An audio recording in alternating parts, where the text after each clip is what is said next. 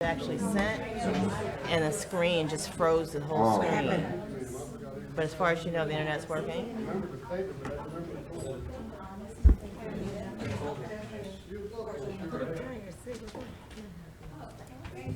You're welcome. I don't know if I actually sent it to her or not. It looked. I tried to transmit it, and it looks like my screen froze. All right. I meant to say I did, but I can't be sure. How high can that thing go? This one, maybe not, I guess, 4,000. It's a selfie stick. Selfie stick. That's what it is from here to there. That's a gimbal. That's what I'm buying. I'm buying this selfie.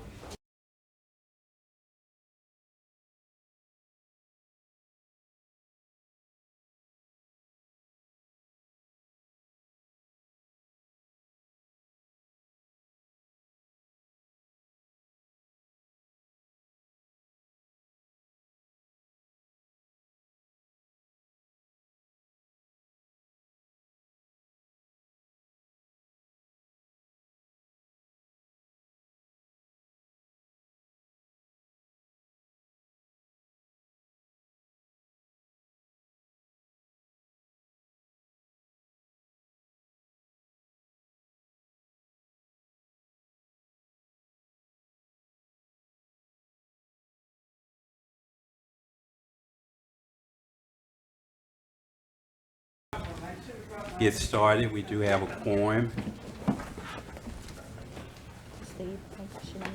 City Attorney, are you ready? Yes, sir. Yes, Mr. City Mayor. Clerk, Yes, sir. City Manager, Yes. Commissioner Bolden, Yes. Vice Mayor Mervin, Yes. Sergeant Lieutenant. I call this special meeting of Tuesday, September the 24th, 2019 to order at 6:12 p.m. May we please stand for the invocation given by Reverend Smart, followed by the Pledge of Allegiance.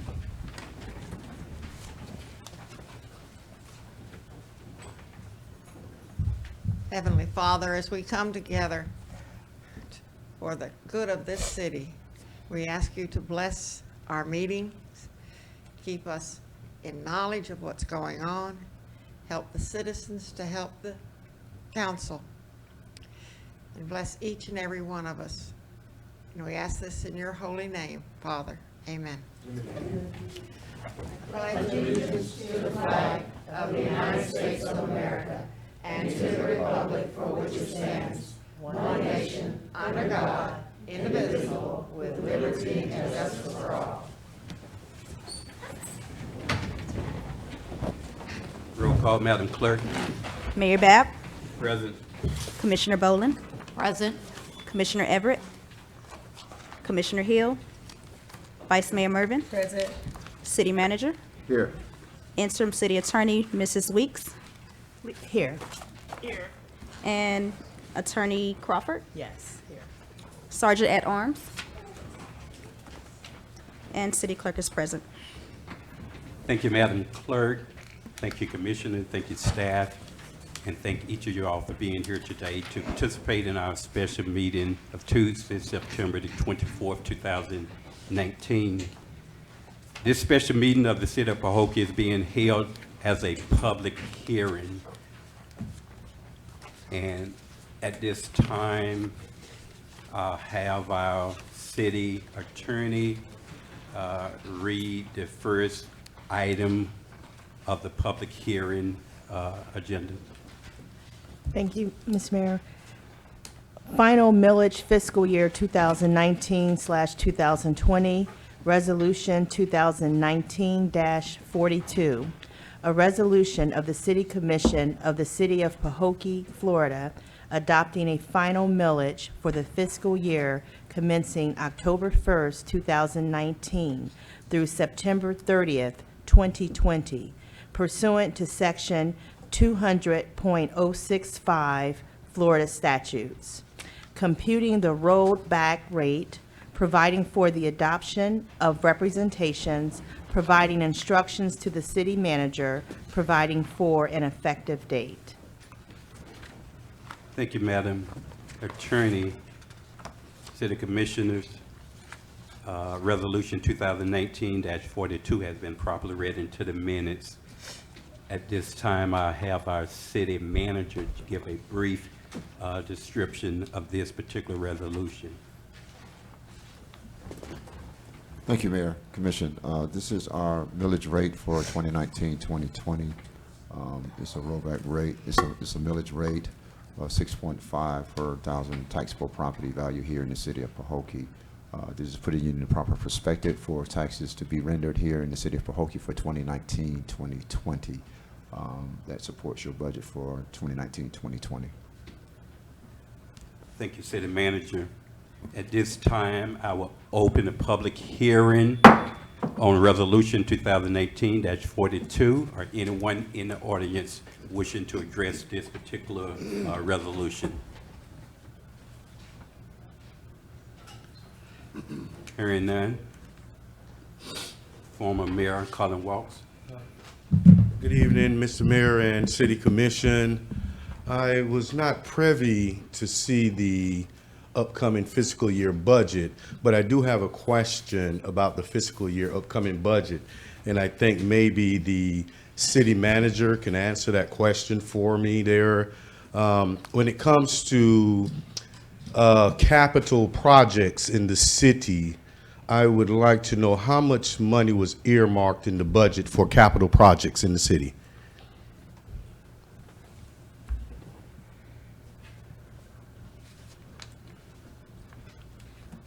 Are you able to address that, City Manager? You want to take a jab at it? I won't give a specific amount because we have our surtax dollars that are coming in throughout the entire fiscal year. That's a specific amount every month for capital improvements, for a dollar amount, specifically how much we're going to get. You quite don't know that because it fluctuates every month. The capital dollars coming in, sometimes it's like 29K, sometimes it's like 31,000. So it fluctuates every month. Correct. Yes. Usually in between the areas where we get our capital improvement dollars for surtax projects.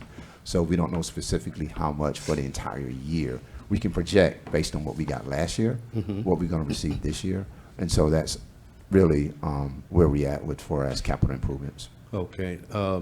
Those are specific to, you're talking specific to dollars allocated from surtax. Yes, but sir. I'm talking in general to capital projects Right. from the city perspective. Our capital and projects from the city perspective, as you know, rest on how successful we are with our legislative funding.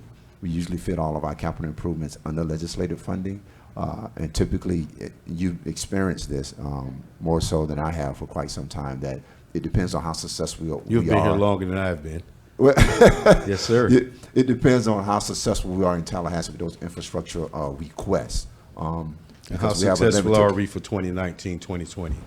I can't say that until we get into a legislative session. We do have But we're 5 finalizing projects. the budget based on numbers we don't know? No. We don't finalize legislative funding on this No, I'm budget. saying That's a projection, but I'm it's saying never we're in the budget. finalizing the budget here today, On but we- surtax.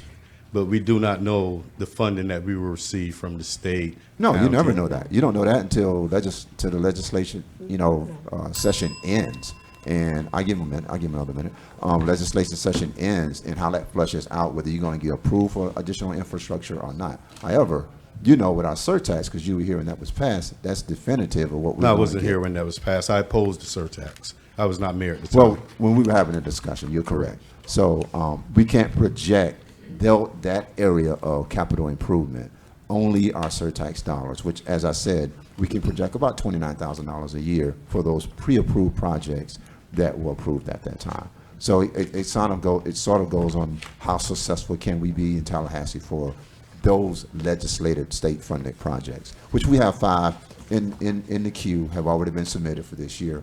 And I Okay, can city welcome manager, our- I understand the budget fluctuates as the year goes, Right. but hopefully we are successful in Tallahassee and with the county. Right. All right. And thank you. if you want a copy of that, I can Yes, give you a thank you. copy of it. I would. Okay. Yes, sir. Thank you for your comments. Are there any additional comments from the audience? Hearing none, I'll close the public hearing for Resolution 2019-42. City Commissioners, we have had Resolution 2042 read into the minutes. And what's your pleasure? Mayor, I make a motion to accept the final mileage fiscal year 2019-2020, resolution 2019-42. Second. Thank you. It has been moved by Vice Mayor Mervin and properly seconded by Commissioner Bowden that we accept and approve Resolution 2018-42. Call for questions. Hearing none, are you ready for vote? Roll call, Madam Clerk. Vice Mayor Mervin, Yes. Commissioner Boland, Yes. Mayor Bab. Yes. Thank you, Madam Clerk. Thank you, Commissioners. The resolution passes by a unanimous 3-0 vote. Now we'll move into the budget for the fiscal year 2018-20, Resolution 2019-43. City Attorney. Yes, sir. Final budget fiscal year 2019/2020, Resolution 2019-43, a resolution of the City Commission of the City of Pahokee, Florida, relating to finances, providing for the adoption and funding of the final municipal budget of the City of Pahokee, Florida, in the amount of $8,931,675 for the fiscal year beginning October 1st, 2019, and ending September 30th, 2020, providing for adoption of representations, providing for an effective date. Thank you, Madam City Attorney. At this time, I'll have our city manager give us a brief description of Resolution 2018-42 and its purpose. Mayor Commissioner, this is your 2019-2020 budget. As you know, we go through this process on a yearly basis. We always are hopeful that over the course of the previous year that things change, properties, new businesses, more housing, those things sort of affect a lot of our budget, but overall, it sort of remains the same. We try to get creative with some of our larger contracts, like our law enforcement contract, our waste services contract. We try to see where we can, one, reduce any type of increase from these entities, while at the same time provide some of the, premier services for the municipality. We have currently right now, as you're aware, a waste services ITV on the street for bid. We hope that the results of that will yield some reductions in some of our race services for the next 5 years, whoever's awarded that contract. And if so, we'll come back and we'll make some adjustments to the anticipated costs. But right now, we're on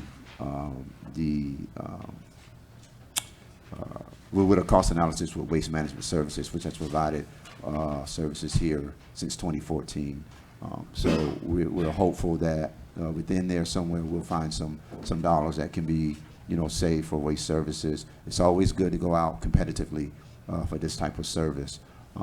Sometimes it can be good, sometimes it can be bad, but we're hoping that the entities that have inquired thus far come back with something that we can all live with as far as waste services is concerned. And hopefully that will affect the 2019-2020 budget as well. But this is your 2019-2020 budget. There was a question the last meeting from the 4.3 million to the 8.9. That was because of the new highway project you have coming online this fiscal year on Barfield Highway between now and the end of the fiscal year to 2020. So that dramatically changed the budget because we expect those dollars to come in to pay for that project as well. And you have to include it in the budget for the fiscal year. So we're excited about that project. I know gentlemen the former mayor stood up about capital projects, so we're excited about that project for Barfield Highway. So we know we are a little, taking our time with that. It's been a long haul of trying to get that out, but we got some administrative things to take care of, and we'll be pushing that project forward for 2019, 2020. And it's a large project in this year's budget as well. But it won't be coming from general funds. It's a SCOP project that was provided by the state of Florida. And so we won't be expending any of our funds. It'll be the SCOP money awarded to us about a year and a half, 2 years ago. Thank you, City Manager. Yeah. At this time, I will open Resolution 2019-43, open for a public hearing. Are there anyone from the audience wishing to speak on Resolution 2019-43, a final budget fiscal year 2019-20? Yes, sir, Mr. Mayor, if I may. I asked Just earlier. state your name again, Mr. Colin Walks, resident, City of Pahokee. Mr. Mayor, City Commission, I asked earlier about capital projects, and we did not know how much we were going to receive for capital projects, but we're talking Barfield Highway. Is there a specific number for that project? The city was awarded about a year and a half, 2 years ago, $4.4 million. So 4.4. That would show the discrepancy as far as Why it from one fluctuated from annual four. year to the other Correct. annual year. Yes, sir. Okay. Yes, So sir. that's the only capital project that we're anticipating funds for? No, we've already been awarded those, but we know the project is coming online in this upcoming fiscal year, so we have to represent it in the budget. But yes, so far, that's the only remaining capital project outside of all the other capital projects we've completed the last 18 months that is coming online outside of what's currently being done now in the city, what we anticipate with the gymnasium with the county doing their renovations, and some additional renovations we'll do here, at Parks and Recreation, and of course, again, surtax. I would just like to have a meeting with you. Sure. To see about those projects, Right. because we're saying that we don't have a specific amount for capital projects, but we're anticipating capital projects. Capital projects and legislative funding, they're kind of two different animals. So you have to be careful when you say capital projects and you're talking about state grant money. It's a little different when you're saying projected capital projects. What do you have for capital projects versus what's already been awarded for the last 2 years that's coming off the shelf now that we have to include in this budget. What we project, what we probably can, get awarded from the state and these state agencies for future capital projects. It's a little tricky because, as you know, and you were here when we started the Glaze resurfacing project, which was supposed to last for 10 years, and that money will expire. And you were here when they started the SCOP, Small County Outreach Program, which is what gets Barfield done, McClure Highway, Road repaired as well. So those are programs that address infrastructure. But when you talk about direct infrastructure dollars that we can identify moving forward, we put majority of our infrastructure projections under that legislative funding, which again, we have in the queue now, but we can't project it will be awarded. Okay. But I'll gladly meet with you, and we can go over it directly about some of those things, and some additional questions, and sort of kind of clean it. It's always not as clear here sometimes until you sit down and have a review. So I have no problems with that. If you Correct. want The to. reason why I'm asking about capital projects is because hopefully I can get 30 more seconds here. Yes. The reason I'm asking about them because we have an opportunity as a city. We were, as citizens here in the city of Pahokee, we applied for the REAP grant through the Office of Community Revitalization, OCR, and we were granted those funds to bring a bus stop terminal here to the city of Pahokee. But we're going to need support from our city to make sure that that project is secured in the amount of $2,800 to make sure that we secure that project. The county has awarded, and it will come through their budget, the $10,000 for that terminal, but we need support from the city to make sure that that happens. And the reason I'm asking is because I want to see in the budget any surpluses or anything of that nature that can possibly be utilized to help secure that bus terminal here in the city. Thank you, Mr. Watt. That, we've discussed this before. And a lot of these bus terminals set on some of the areas, the right-of-ways that we have to repair anyway, sidewalks, et cetera. And so there is surtax, dollars in there for those types of projects to repair, extended areas of that sort with that connected to the right-of-way and the sidewalk. So, it's not something that we can say no to, because we need bus shelters here in the city of Pahokee. So it's something that we can discuss for our projects for 2019, 2020. Excellent, thank you. Are there any other persons wishing to make comments on Resolution 2019-43?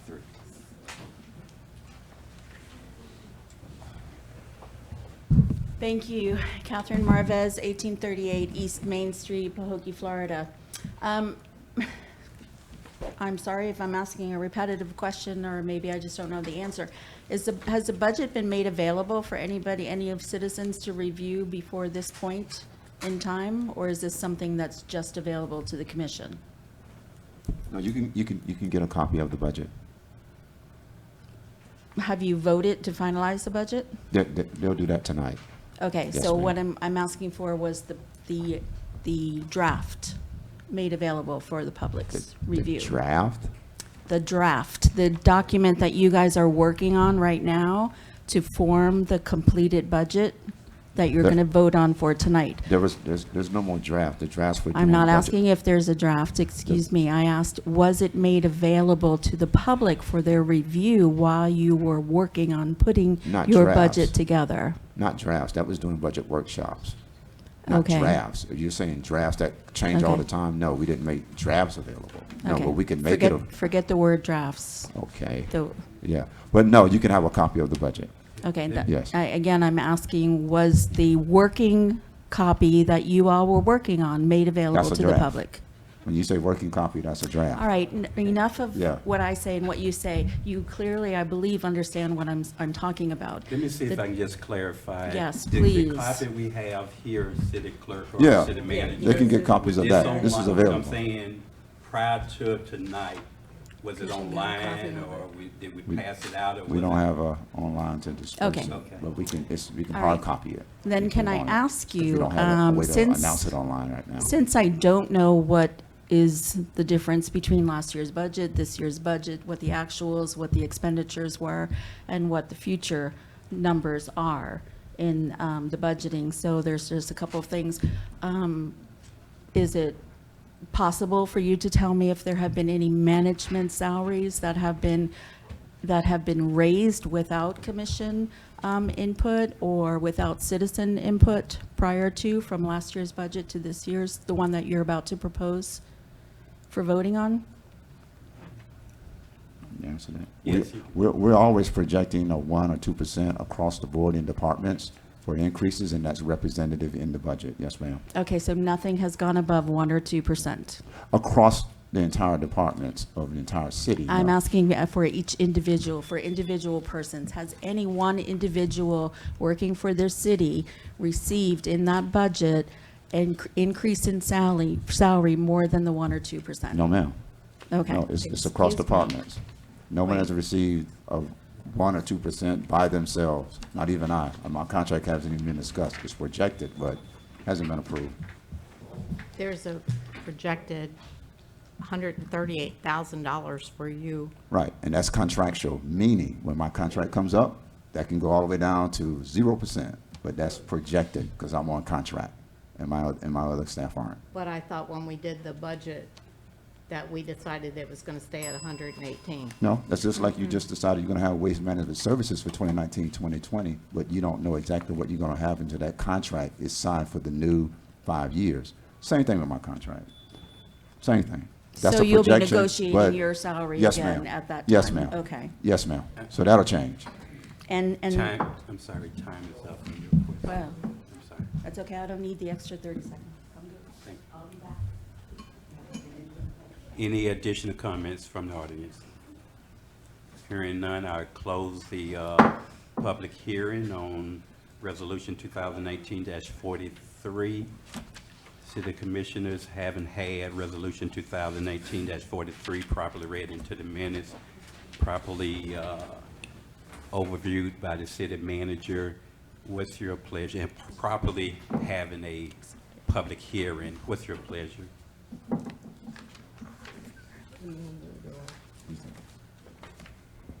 Remember, I make a resolution to accept the final budget fiscal year 2019-2020, resolution 2019-43.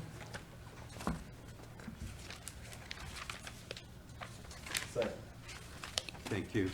It has been moved by Vice Mayor Mervin and properly seconded by Commissioner Everett for the adoption of Resolution 2018-43, the final budget fiscal year 2019-20. Call for questions. I'm a little confused. Okay, so the 138 that's in this city manager, that's in here for you, that's gonna go back down to 118? No, ma'am. We haven't done a contract for the city manager in about 2 years. That's a projection what is being asked for. As you know, when we get into negotiations, that will change. That's a projection. That will change. Right, but doesn't this budget start next week? Yeah. So wouldn't it start with the Yeah, if it- 138, or it doesn't No, start? ma'am. It'll Nope, start, nope. it stays at It 118? stays the same until you do a new contract. with me. Okay. Just a projection for me.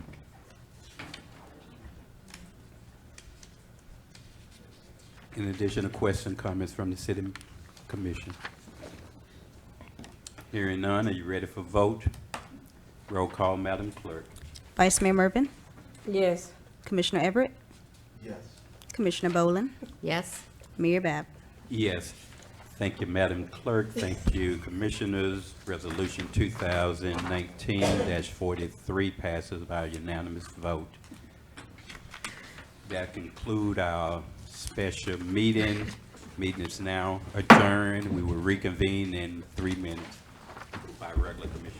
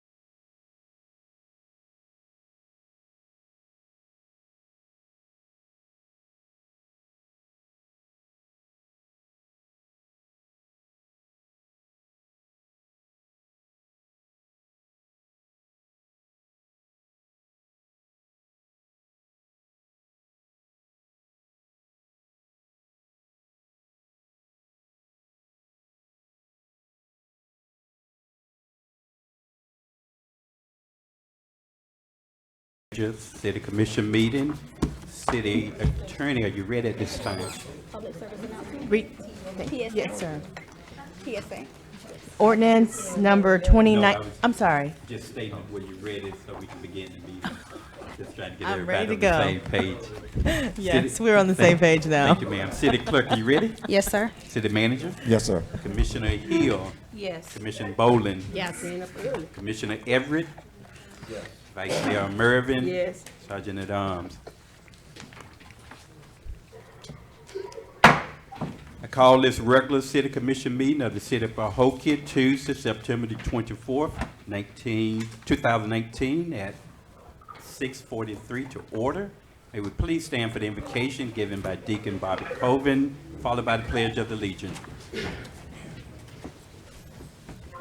Let's pray. Father, tonight we're thankful for our city of Pahokee. God, I just ask you to give our leaders special wisdom as they make decisions about things that are going to go on in this city, their decisions. I ask you to give the citizens special wisdom in questions that need to be asked, Lord, so that we are informed about what's happening. Just bless this meeting tonight, we pray, and we thank you for it in Jesus' name. Amen. Amen.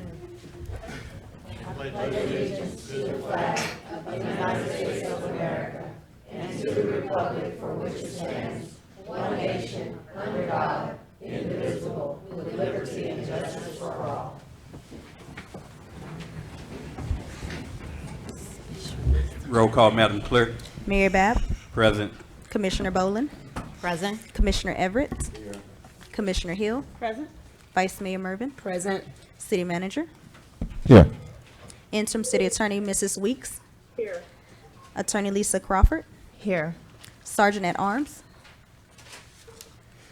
City Clerk is present. Thank you, Madam Clerk. Thank you, Commissioners. Thank you, staff, and thank each of you all for being here tonight to participate in our regular scheduled commission meeting of Tuesday, September 24th, 2019. At this time, we'll move directly into our agenda items. City Manager, at this time, do we have any addition, deletions of the agenda? Mr. Mayor, if I may, I would like to make offer an addition for our agenda, and that is to add Glaze Global Business Group on our agenda for presentation.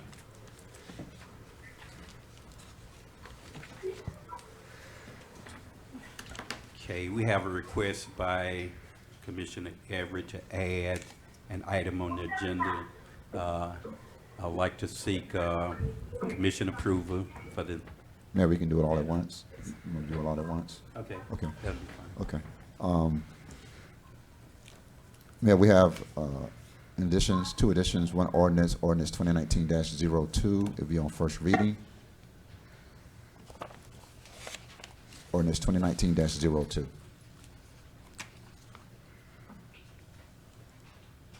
We then have a resolution, 2019-45.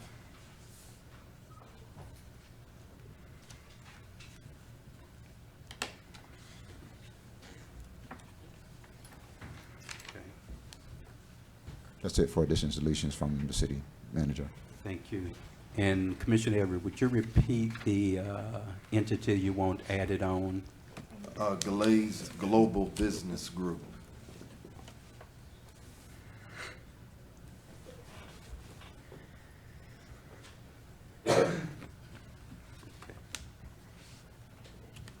And if that's approved, we'll add them on the presentation.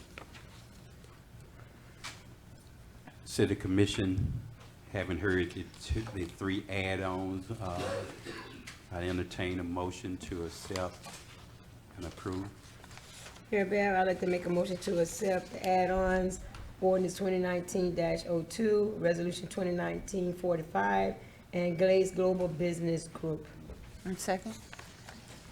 Thank you. It's been moved by Vice Mayor Mervin and properly second by Commissioner Hill for the adoption of the agenda presented with the addition of the three add-ons. Ordinance 2018-02, first reading, resolution 2018-45, and a presentation by Glaze Global Business. Call for questions. Hearing none, are you ready for vote? Roll call, Madam Clerk. Vice Mayor Mervin, Yes. Commissioner Hill, Yes. Commissioner Boland, Yes. Commissioner Everett, Yes. Mayor Bab. Yes, thank you, Madam Clerk. Thank you, Commissioners. The agenda passes by unanimous vote. Now we'll move into our citizen comments. Must be agenda item only. Must have a comment card completed. City Clerk, at this time, do we have any comment card completed pertaining to agenda items? Yes, sir. Mr. Bobby Coven.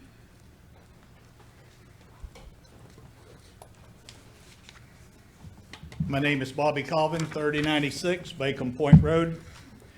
And I would like to speak to an agenda item, but I have no idea what the item is because it was just added on. I would like, if I could, on this ordinance 2019-02 and 03, to be allowed to speak after I hear what it is. That's one of the reasons I've brought up many times, these late add-on things to our meeting. Why couldn't it wait till next time, or why couldn't it have been put on the sheet? I want to speak, but I can't because I don't even know what the ordinances contain. Thank you. Thank you, sir.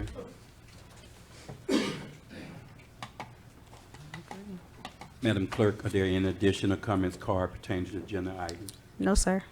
Thank you, ma'am.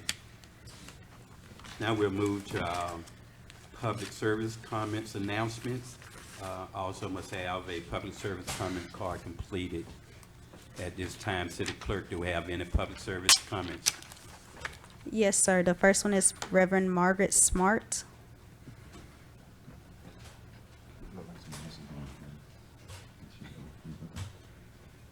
No.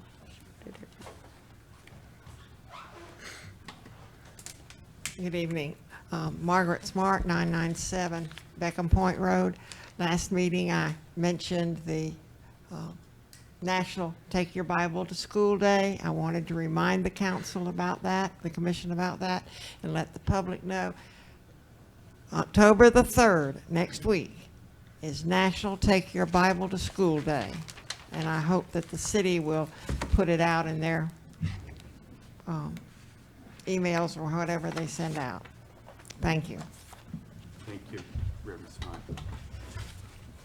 Madam Clerk, are there any additional comments card pertaining to a public service announcement? Yes, sir. The next one is Miss Catherine Martinez. Yes, I am Catherine Martinez. I have lived out here in the Glades for over 20 years. I live in Belle Glade, 667 Southeast 2nd Street.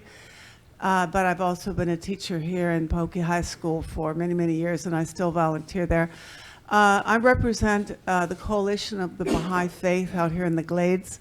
We are having a special event on the 28th of October, and we would like to invite the public, but specifically elected officials. We have gotten some confirmations already, and I will give the invitation to the clerk.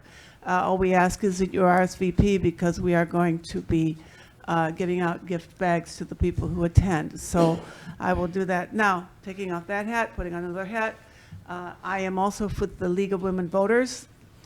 We are doing a special drive now for the census, educating people about the census. And this I would like to extend to the public here as well as to you.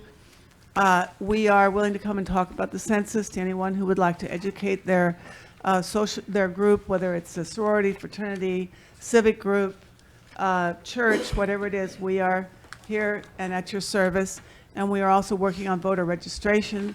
We're doing a special push for the young people who will be turning 18 before the 2020 election. But anyone over 16 can register, and then they will receive their cards when they turn 18. So I really, really appreciate your time. Thank you very much. Excuse me, what Yes. was the name of the event? The event is going to be, the event that I'm inviting you to in West Palm Beach. It's at the Hilton Palm Beach Airport Hotel. It's celebrating the bicentenary, that is 200 years, of the birth of the Bab, who was one of the founders of the Baha'i Faith. And we've already had some confirmation from some elected officials, but we would like to extend a special invitation to all of you out here. What's the date and time now? The date will be, the date is 6:30 PM, October 28th. That will be, that is a Monday. Thank you. Thank you. Okay. Thank you very much, and I appreciate your time. Madam Clerk, are there any additional comments pertaining to agenda items? Public service announcements. Sorry. Yes, sir. The last one is from Mrs. Josie Hernandez.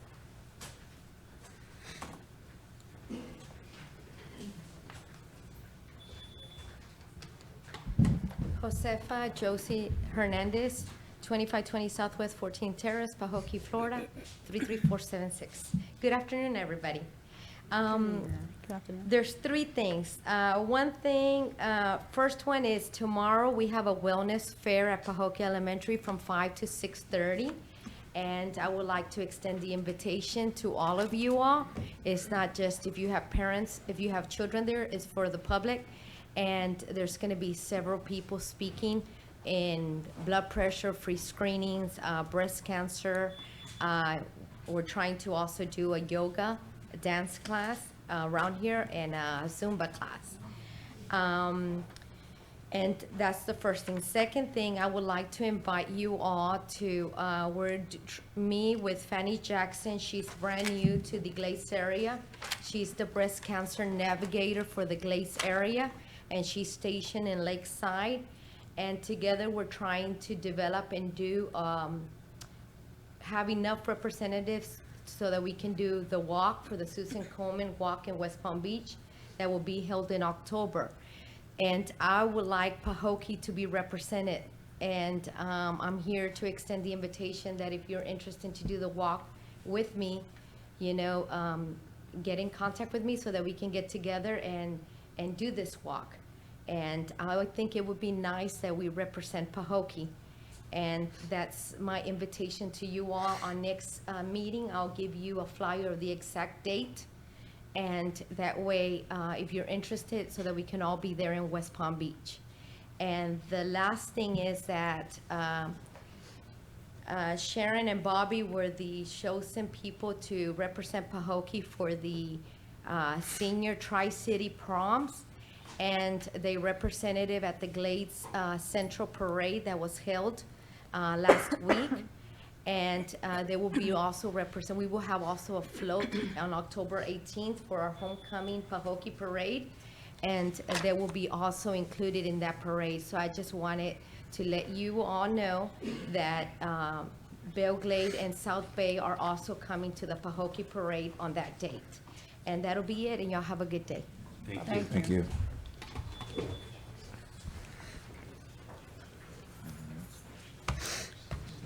That's it, man. Okay, thank you. Now we'll move to the approval of the minutes, August 27, 2018, City Commission Workshop minutes. I entertain a motion for its adoption. What was it, Mayor? The approval of the minutes of August 27th, a workshop meeting. Mayor Bear, I make a motion to approve the minutes, August 27, 2019, Commission Workshop minutes. Second. Thank you. It's been moved by Vice Mayor Mervin and properly seconded by Commissioner Boland for the adoption and approval of the August 27, 2018 Commission Workshop minutes. Call for questions. Hearing none, are you ready for vote? Roll call, Madam Clerk. Vice Mayor Mervin, Yes. Commissioner Boland, Yes. Commissioner Everett, Yes. Commissioner Hill, Yes. Mayor Bab. Yes. Thank you, Madam Clerk. Thank you, Commissioners. The minutes of the August 27, 2018 Commission Workshop minutes have been approved by unanimous 5-0 vote. We don't have any consent agenda items. We do have an ordinance 2019-02, first reading. City Attorney, could you read it into the minutes? An ordinance of the City Commission of the City of Pahokee, Florida, repealing and replacing Article 2, Section 2-26, entitled Rules of Procedure, renumbering and reordering Article 2, 2-27 through Article 2-30, expanding established rules and procedures for city commission meetings, providing for compensation procedures for requesting information and reporting citizen complaints, providing for public records definition, designating city clerk as custodian of records, providing for inspection of public records, establishing prohibition against removing and withholding records from custodian, providing for public hearings, providing for indemnification of municipal offices, establishing interest and administrative fees on city services, providing for settlement of claims, establishing settlement of claims procedures, providing for severability, providing for an effective date. Thank you, Madam City Attorney. At this time, I will have the city manager give us just a brief background of the purpose of this proposed resolution. Yes, Mr. Mayor. I'm gonna yield to the city attorney for this resolution explanation. Yes, can you hear me? Yes, ma'am. Okay. Thank you, Mr. Mayor and Commissioners. This is an ordinance which takes into account some of the things that you all have been bringing up that we thought we could put in one ordinance and combine it with some of the things that are existing in your existing rules of procedure.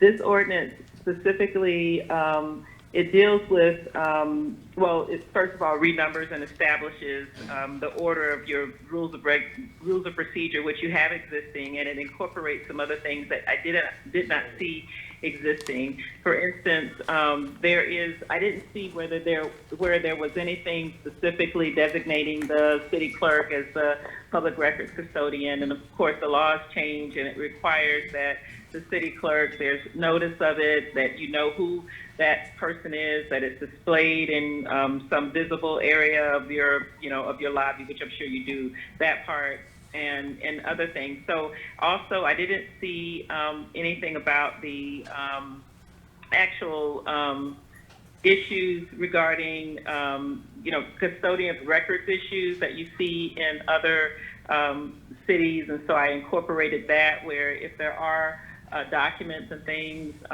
that the city clerk, those documents would need to go to the city clerk for her keeping, and she would be the person who would deal with the public records.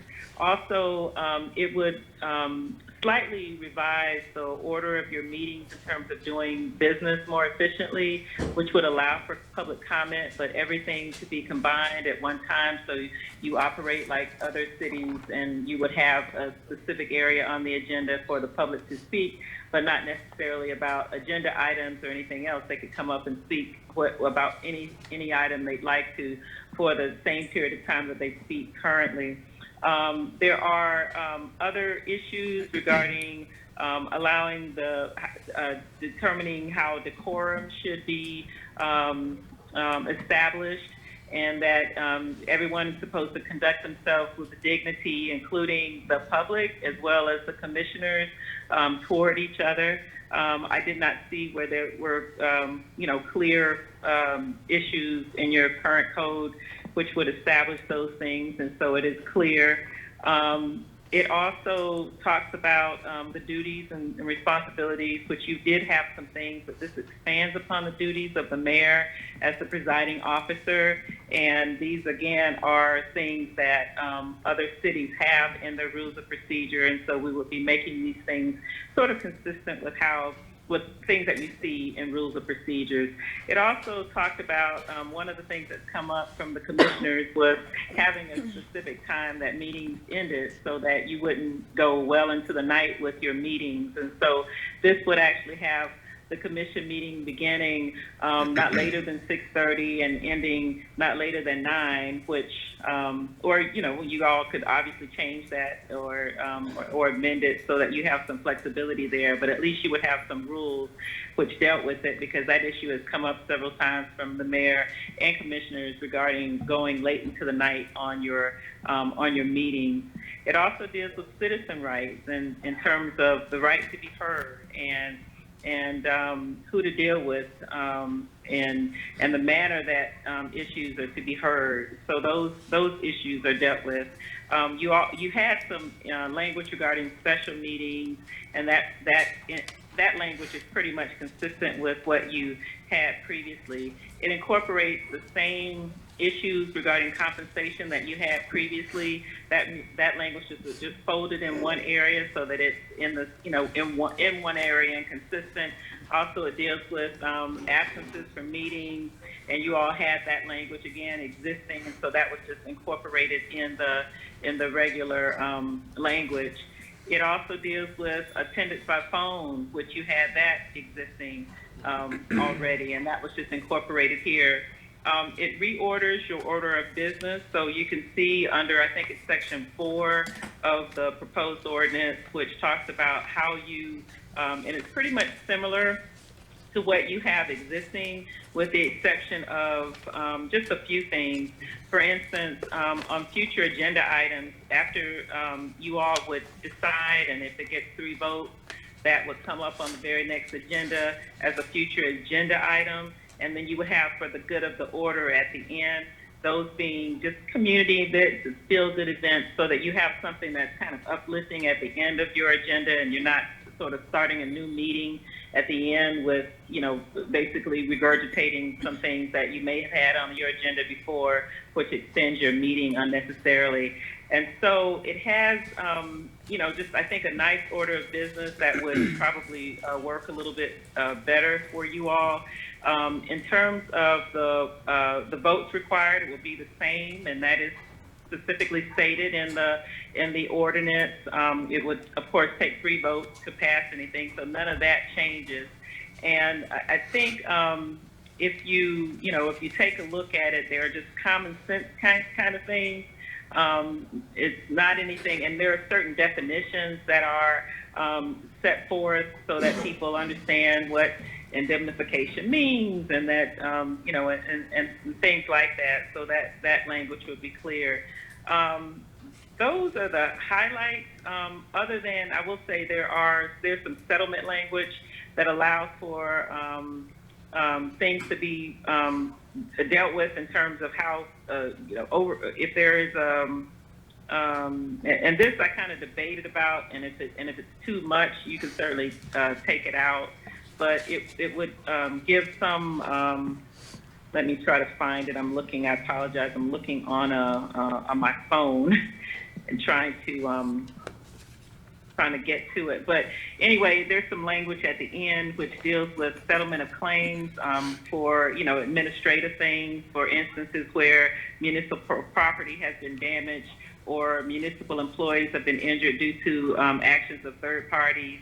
And how that could be dealt with the city manager doing an evaluation, and if it's less than $5,000 in damage, giving that manager the authority to approve of those things. I don't know how often those things will come up or if they have, but this is the type of language that you see in other municipal rules of procedure, and so I left that in there.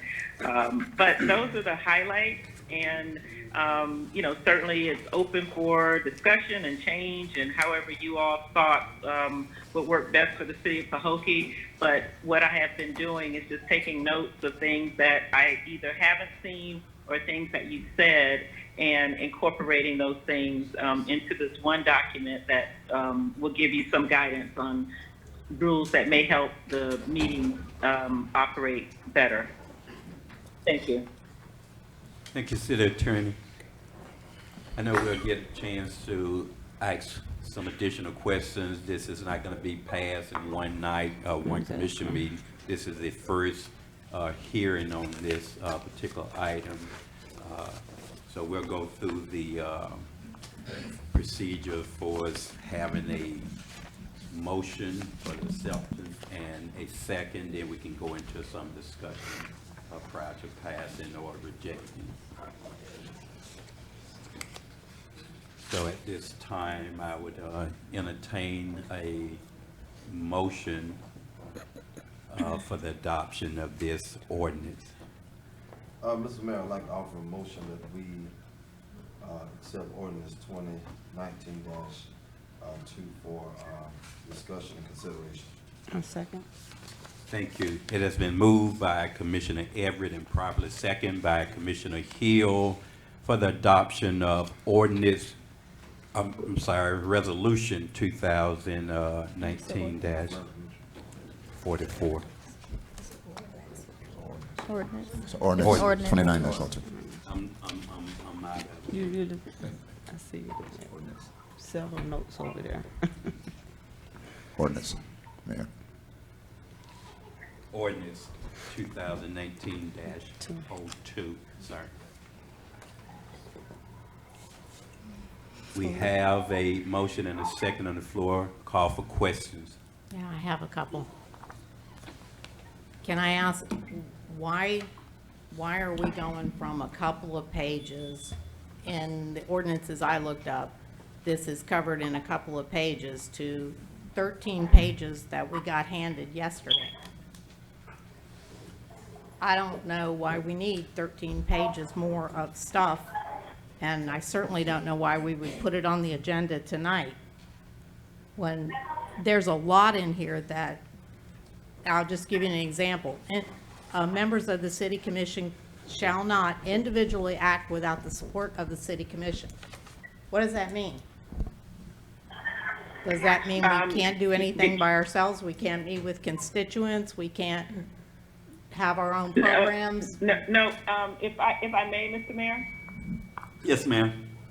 Okay. What that means, Commissioner Boland, is that you would not, one individual absent the, obviously you can meet with citizens and you can do things that you would normally do, but in terms of acting on behalf as one person, any individual on behalf of the city without the city commission, authorizing it. And I'm not talking about ceremonial things that the mayor would do in his position as mayor that's authorized by the charter.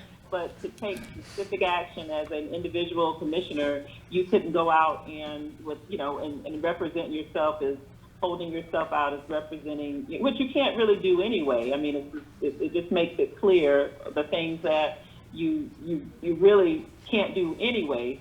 And it doesn't take away any powers that you already have. These are things that are, basically things that would be normal things. I mean, you can't act on behalf of the city without the commissioners authorizing it. You can act on behalf of, you can obviously serve in your role as a city commissioner. You can meet with residents. You can, do all of the things that you're doing now. But if you're doing it and you're holding yourself out as doing it for the city, that would have to be something that's approved by the city and by at least the majority of the commission. Okay, that's how you took it. That's not how I took it. It doesn't say that. It says what I read. So I think that's up for interpretation. And this whole thing is written for interpretation. It says the city manager and the city attorney may agenda an item for discussion and vote without commission consideration. That happens right now. So the city manager puts on items every commission meeting, and like this item where it's something that you all have been discussing and I think would certainly help. I mean, that's the kind of stuff. It's not, trust me, I'm not going to be putting stuff on your agenda, but the city manager does that every month. That's his job. So that wouldn't be any different than what you have right now. It's just that you wouldn't have, for instance, one individual person, using the resources of, the staff when it doesn't have the full consent of at least the majority of the commission. For instance, and it's not unlike language that you see in other rules of procedure. What you don't want is individual commissioners having, giving orders about taking actions that are not supported by the majority of the commission. And so this just makes it clearer for things as you operate currently, because I don't think anybody's really operating like that now, but these are the things that make it clear through your rules of procedure. Mayor, some of the. It also talks about I'm sorry, that- go ahead, Commissioner Bowling. I'm sorry. sorry. I was gonna say, some of these things that she's mentioning, they're almost like codification. I mean, you're already practicing them, but they are not, as she is saying, visible in some of the things that are in our code of ordinances. That's just a few of the things that she's pointing out. Go ahead, Commissioner Bowling. Can I say something? I just really don't see, this is an interim attorney, and we're making major, and I'm talking major, there's like 13 pages of changes here. And I don't see the reason for us to make 13 pages of changes with an interim city attorney, and we may hire somebody else who comes along in a month and says, I don't know what you did that for, we need to undo all of that. So there's nothing in here that matters that has to be taken care of tonight. So why would we go through this? It's first reading, we're not. I understand that, but then 2 weeks from now, it's gonna be the second reading, and then it's done. And there's nothing in here that has to be taken care of tonight. I don't understand why we're making all these changes. She obviously, I don't think, read the charter, because all of that was in the charter. Half of this is in our charter. Are we making changes to our charter? We're not allowed to do that, are we? Commissioner Boland, it's not in your charter. And just from my observation of how your meetings run, I think these are things that would help your meetings run better. And I don't think that these things are otherwise addressed, many of them. Some things are in your charter, and we try to fold them in so it will be in one specific area, and it will be clear as to what your rules of procedure would be. But no matter who comes in, whether it's me or someone else, I promise you, these are things that will help your meetings run more efficiently from my observation over a period of several weeks. And I just don't know how having more decorum and, rules of procedure that help the city operate better could be bad for anybody. Because that's not all it is. I would think the way that I'm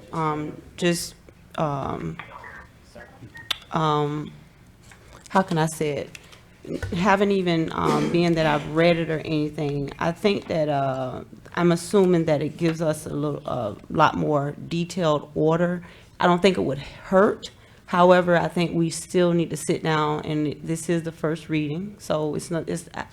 I don't see any reason right now for us. I'm not saying we're panicking, but let's just sit and read it first, because I really do feel that some of the things in here are very detailed, and at this point, I think we really do need some more clarity and some more when it comes to the order and what's going on. So I wouldn't be so quick to just kind of jump there at this moment. I think I would just take this home and kind of read through it and highlight some things, and if we need some clarity, just ask. I think we need to table it for a couple Yeah. of weeks at least. Oh, yeah. while we- Oh, yes, of while we course. It's read just it. the first reading. Why would you table something that's in draft? It's a first read. It's just a first read, but right And if now, you like have you say, I questions agree. Or concerns, Let's just ask the questions that's what- and give the That's what we're concerns. doing now. Yes. And some things may be implied, but I think it needs to be in writing. And I do agree with the suggestion with regards to our agenda, but I also think that we need to definitely, if and when it is approved, I think we definitely need to do our due diligence in ensuring that whatever information that will be discussed in city commission meetings are made available to the general public, so that they can come and state their approval or their displeasure with anything that's going to be an item of discussion. I think we definitely need to do that, but I don't think we need to get alarmed or get in attack mode because it's just first reading. And it's not something, I'm not speaking to you, Commissioner Bowling, directly. It's for others that sit up here with me. What I am saying is it's a first read. That's it. And we may, after hearing the first read, may say, hey, we don't like it, but majority will govern that course. but it's, the first reading. I'm going to give each commissioner an opportunity to ask some questions if they desire. I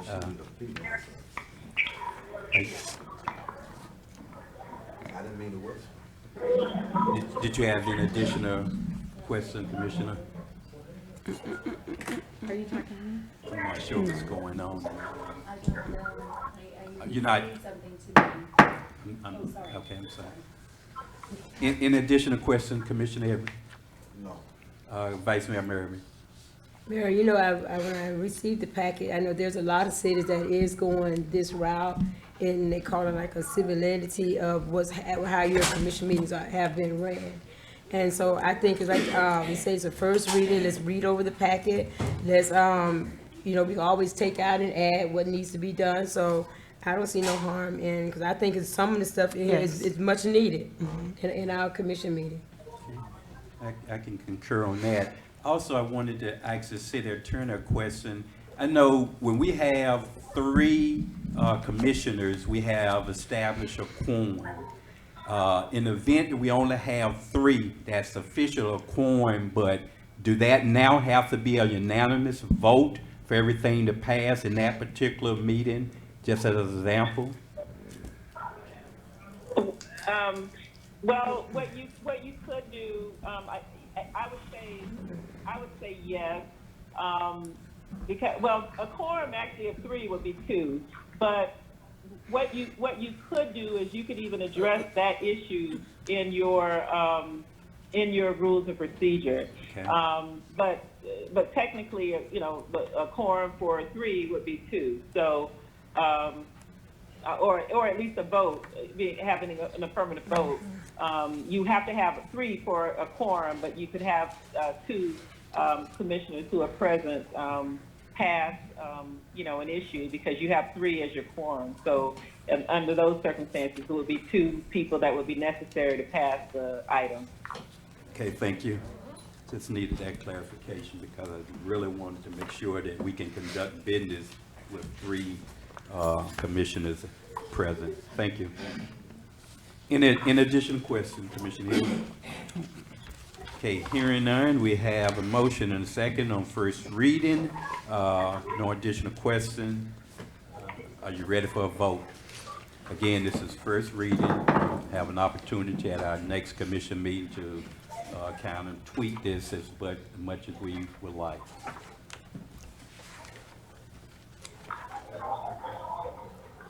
Hearing no additional comments, City Clerk, roll call. Commissioner Everett, Yes. Commissioner Hill, Yes. Commissioner Boland, No. Vice Mayor Mervin, Yes. Mayor Bab. Yes. Thank you, Madam Clerk. Thank you, Commissioners. The motion to adopt ordinance 2019-02 passes on first reading by a majority for the 1 vote. Now we'll move to resolution 2019-45. 44. City Attorney. 44. 44? Yes. I thought we had an add, okay, that was an add-on, so that'll be next then. 44, I'm sorry. Yes, sir. Resolution of the City Commission of the City of Pahokee, Florida, approving change order number 01, attached as Exhibit A, increasing the amount authorized by Resolution 2019-28 by $125,093.08. Again, that's 125,093.08 for further work to the marina dock and surrounding areas, providing for adoption or representations, providing for an effective date. Thank you, Madam City Attorney. At this time, I have our city manager just give us a brief background on Resolution 2019-44. Yeah, Commissioner, this is a change order to Slayton Construction for additional renovations that they are wrapping up at the marina. We, as you know, there was a Phase 2 project that has been ongoing at the marina. There's some additional things that we wanted to see done in particular areas that didn't include their some of their renovations. The remaining funds that was there, concludes the $990,000 for this entire project. It provides for some additional things that weren't projected, but because we had that, as I originally stated, we had some additional funds. We would be finding things to do with those additional funds that will increase the beautification, some of the interior renovations for the north side, and some things that we want to do near the marina restaurant and entryway into the campground, etc. Thank you, City Manager. City Commissions, having had the resolution properly read into the minutes and explained by our City Manager, what's your pleasure? Everybody make a motion to accept the resolution 2019-44. Second. Thank you. It has been moved by Vice Mayor Mervin and properly seconded by Commissioner Everett for the adoption of Resolution 2019-44. Call for questions. I have some. If this is part of the grant money, City Manager, is this part of the grant money? Yes, ma'am. Remainder. Okay. Doesn't it have to go out for RFP? No, ma'am. Again, you asked that question previously, and I indicated to you on a grant that's already been bidded out with a contractor. They can do change orders, and if you have remaining money in that project, they can do change orders, and that's what this is. Okay, and this work has been completed? It's in the process of being completed. We're close to wrapping the project up now, actually. So you authorized $125,000 more of stuff without bringing to us first? Commissioner Boland, Change typically orders? on a project, change orders happen in between commission meetings. We don't sit and wait to continue doing those change orders until we get approval. That's why it's called a change order, and we bring it before you for final approval. So, yeah, that's part of day-to-day operations on a project. I can approve change orders and bring you that change order for approval at a later date. I can ratify change orders at a later date as well, meaning I can authorize projects to move forward without delay and come back and ratify. That's part of day-to-day. Okay, so how close are we to having everything done? I'd give it another probably 10 days as far as I'm concerned. I haven't been out there this week, and I went out there last week. I saw significant completion of a lot of areas that were under the grant. I'm saying another 10 days, but I think they'll be done before then.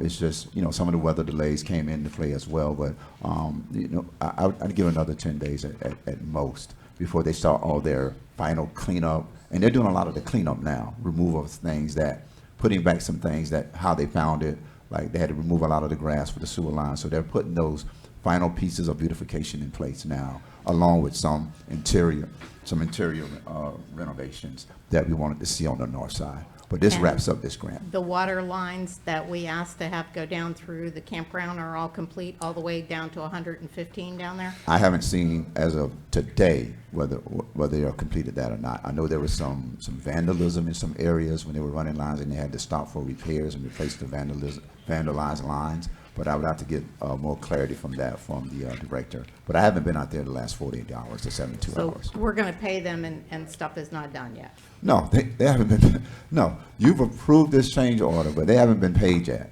We're approving the change order to get all these additional things done, but their final check has not been issued to them until we do a final walkthrough. No, you're just approving it now. It has not been paid. No, ma'am. And the building that we're working on up there on the north North end, side. what is that? That used to be the old restroom before they built the dike. They had to sever the sewer line, and that restroom was never used again. Of course, they built other restrooms further at the marina.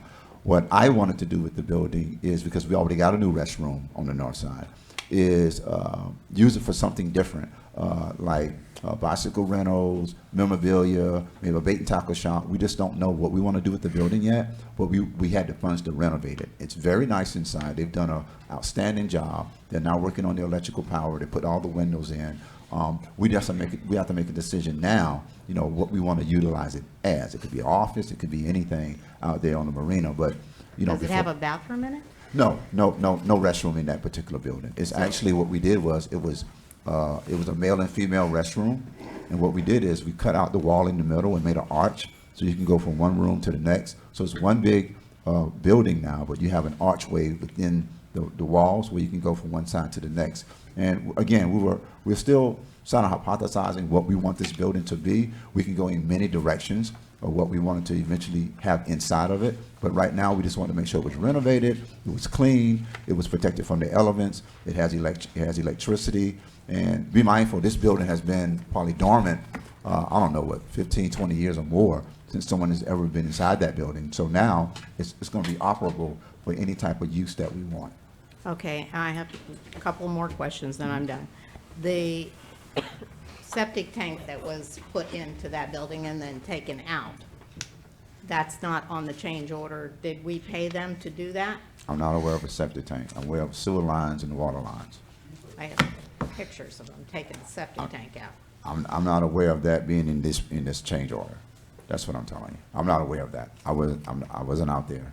I only know that we have a sewer line and water line, which works. Toilets flush, water comes out. Okay. Are we going after the company that was there that put that in? Are we suing them to get this money back that it's costing us to do this? Again, we have a sewer line and a water line. I have no company to go afterwards from a previous project at this point, because that building was built to code. You had a building inspector inspect it. We had a sewer line that was waiting to be installed. It's now installed. I have no one else to chase from a phase 1 project.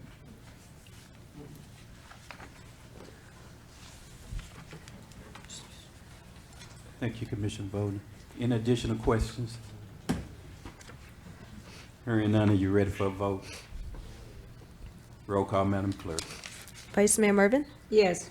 Commissioner Everett, Yes. Commissioner Boland, No. Commissioner Hill, Yes. Mayor Bab. Yes. Thank you, Madam Clerk. Thank you, Commissioners. Resolution 2018-44 passes by unanimous, not unanimous, majority of 4-1 vote. Now we'll move to the add-on resolution, Resolution 2019-45, City Attorney. Yes, sir. A resolution of the City Commission of the City of Pahokee, Florida, approving the Pahokee Middle/Senior High School 2019 Homecoming Parade and authorizing the mayor to apply for a permit for the parade from the Florida Department of Transportation, providing for adoption of representations, providing for an effective date. Thank you, Madam City Attorney. I don't think we really need a background info on that. City Commissions, which is Mr. Mayor, I would like to offer a motion that we accept resolution 2019-45 for our consideration this evening. Second. Thank you. It's been moved by Commissioner Everett and properly seconded by Commissioner Hill for the adoption of Resolution 2018-45. Call for questions. Hearing none, are you ready for vote? Roll call, Madam Clerk. Commissioner Everett, Yes. Commissioner Hill, Yes. Commissioner Boland, Yes. Vice Mayor Mervin, Yes. Mayor Bab. Yes. Thank you, Commissioners. Thank you, Clerk. Motion passed by unanimous vote. Now we'll move to next agenda item. We don't have any additional public hearing. We had one earlier. We'll move to our proclamations. No proclamations. Presentation. We have one add-on presentation. Glaze Global Business Group.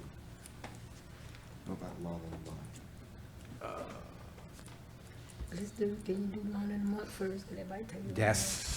Well, we can do that now or do it second. We're Can we good. do long Yeah, first? we're- That we're might, good. that's probably take a little long. At this time, we would present our lawn of the month. Before coming up, we'll have the city managers give a quick background on the recipient of this month, lawn of the month, and then we'll go down and present the certificate and the monetary contribution. Thank you, Mayor, Commission. Every month, we award a homeowner with the Lawn of the Month. What we have been doing over the last 2 years is trying to create a sense of pride.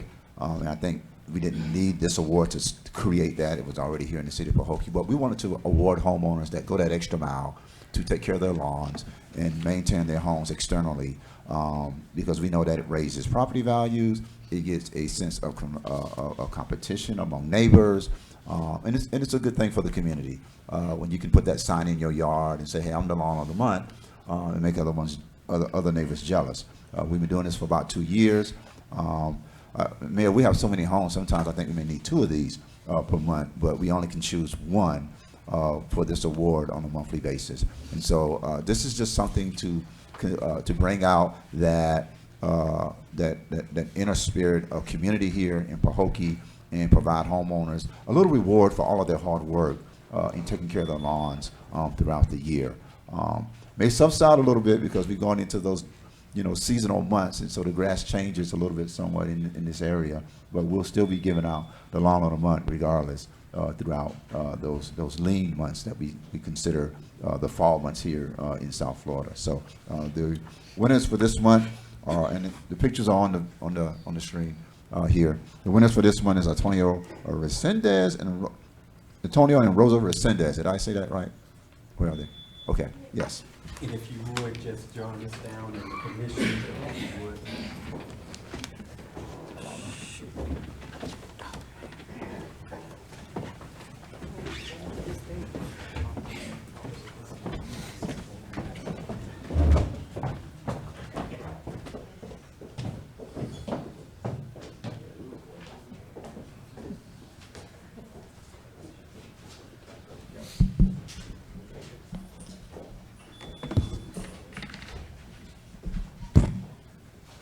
To our Lawn of the Month recipients, on behalf of the Pahokee City Commission, I, as the Mayor, Keith Babb Jr., Commissioner Felicia Hill, Commissioner Regina Boland, Vice Mayor Clara Mervin, and along with our Commissioner Benny Everett III, including our city manager, Chandler Williamson, and our entire city staff, we want to congratulate you. We know that you have done a wonderful job in maintaining your lawn. And not only does your lawn increase your particular home value, it increases the value around in the entire community area. So we thank you for your effort. We just want to award you with this certificate and this monetary donation. I'm gonna let our Vice Mayor present the actual certificate and Commissioner Everett present the money. So the certificate reads Lawn of the Month. This certificate is awarded to Antonio Resendez and Rosa Resendez, 1466 East Main Street, Pahokee, Florida, 33476, in recognition of beautifying the community, presented this 24th day of September 2019, signed by the commissioners and the Mayor Keith Babb, City Manager Chandler Williamson. Oh.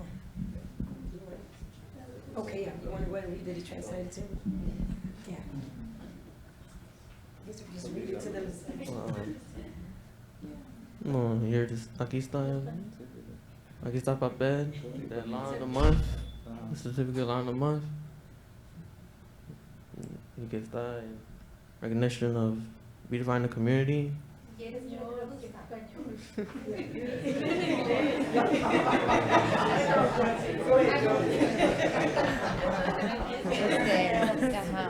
Este está siendo presentado por él es el manejador de la ciudad, ella es comisionadora, ella es la vicemayor de la ciudad, él es el mayor de la ciudad, ella es comisionada y él es comisionado. Y te están representando en que tienes la yarda y la propiedad más bonita, y eso les está ayudando a tus vecinos y a la gente alrededor como una competencia de decir, bueno, si ella la tiene bonita, también yo la voy a tener bonita.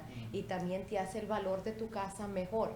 Y te quieres dar este reconocimiento de parte de la ciudad de que tienes la propiedad del mes y van a tener algo al frente donde les va a anunciar a todos los ciudadanos que es la propiedad del mes, la casa y la propiedad del mes. Y por eso te están presentando esto en reconocimiento. Gracias.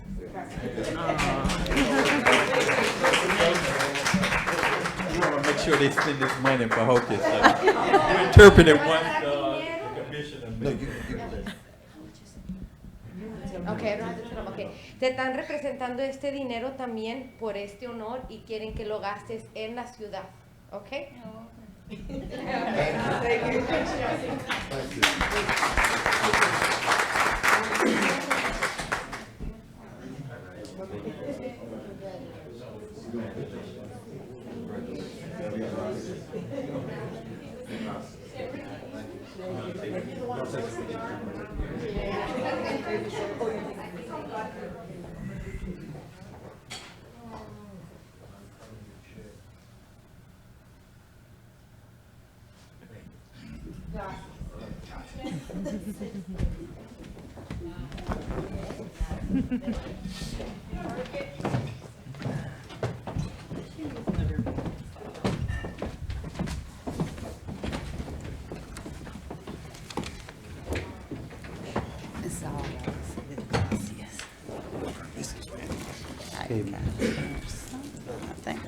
Moving right along in our agenda, the next presentation will be by the Glaze Global Business Group.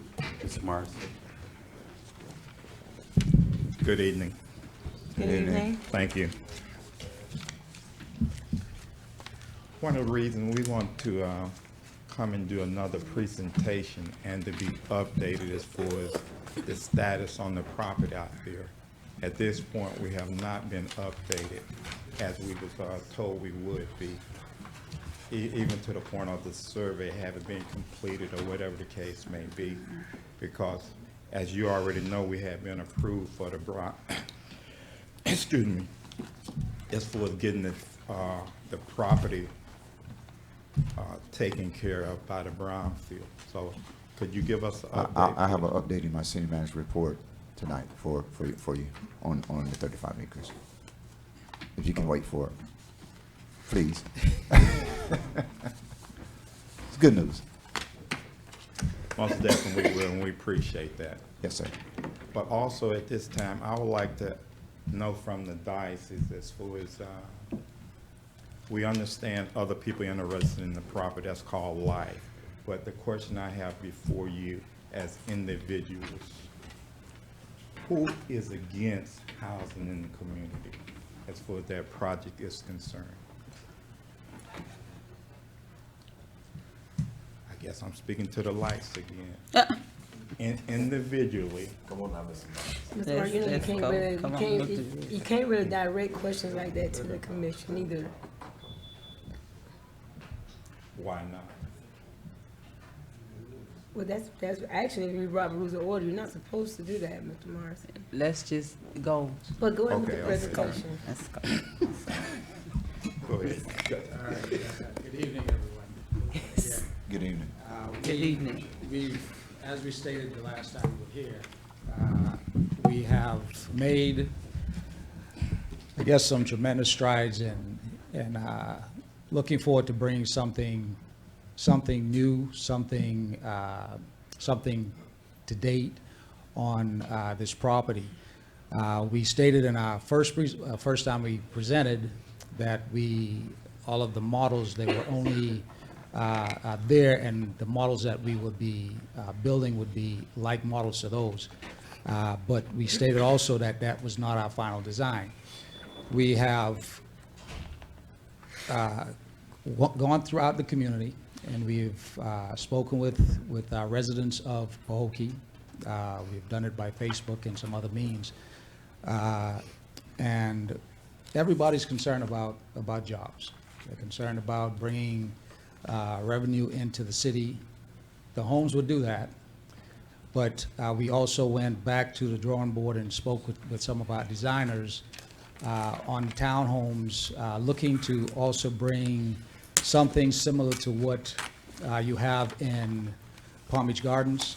I'm doing a project in Delray Beach right now, and in Delray Beach, a number of the properties on Atlantic, West Atlantic, some of them, you have businesses on ground floor, and then you have townhomes and condominiums on the upper floor. So we, again, like I said, just from what we've heard from the community, from bringing jobs, bringing businesses into the community, that's another step that we have explored and we're looking to implement into our project. We, as we stated also last time we were here, we not only have local support and county support, but we also have some national support, and I'm hoping that on Monday some of those supporters will be here. We believe in the Glades, not just Pahokee. I live in Belglade, 30-year long resident of the Glades, and working, going back and forth to the coast to work wherever it is, Miami, Fort Lauderdale, right now in Delray. So I understand the effort that it takes to want something for the Glades and to stay here in the Glades and go elsewhere to make the money and bring it back to the Glades. This project, like I said, it's a hard project for us. This is our first one in the Glades, and we're looking to do, like I said, from the beginning, we're looking to do something great for the citizens of the Glades. Not only for those who are here, but those who work here but still live on the coast but would like to set up residence here. Also those who we spoke to that have been part of this community, but they've moved away because they don't have what they feel is adequate housing for them. They want the modern homes, but that's not here in the Glades. So speaking with all of these different parts of the community and people of the community and people, like I said, who wants to become members of the community once more, that is what we are hearing. That is what we want to bring to the community. So that's pretty much what we wanted to, from my side of this, wanted to bring to you tonight. And we will appreciate that information, sir. Yes, sir. All Yes, sir. right. It's coming.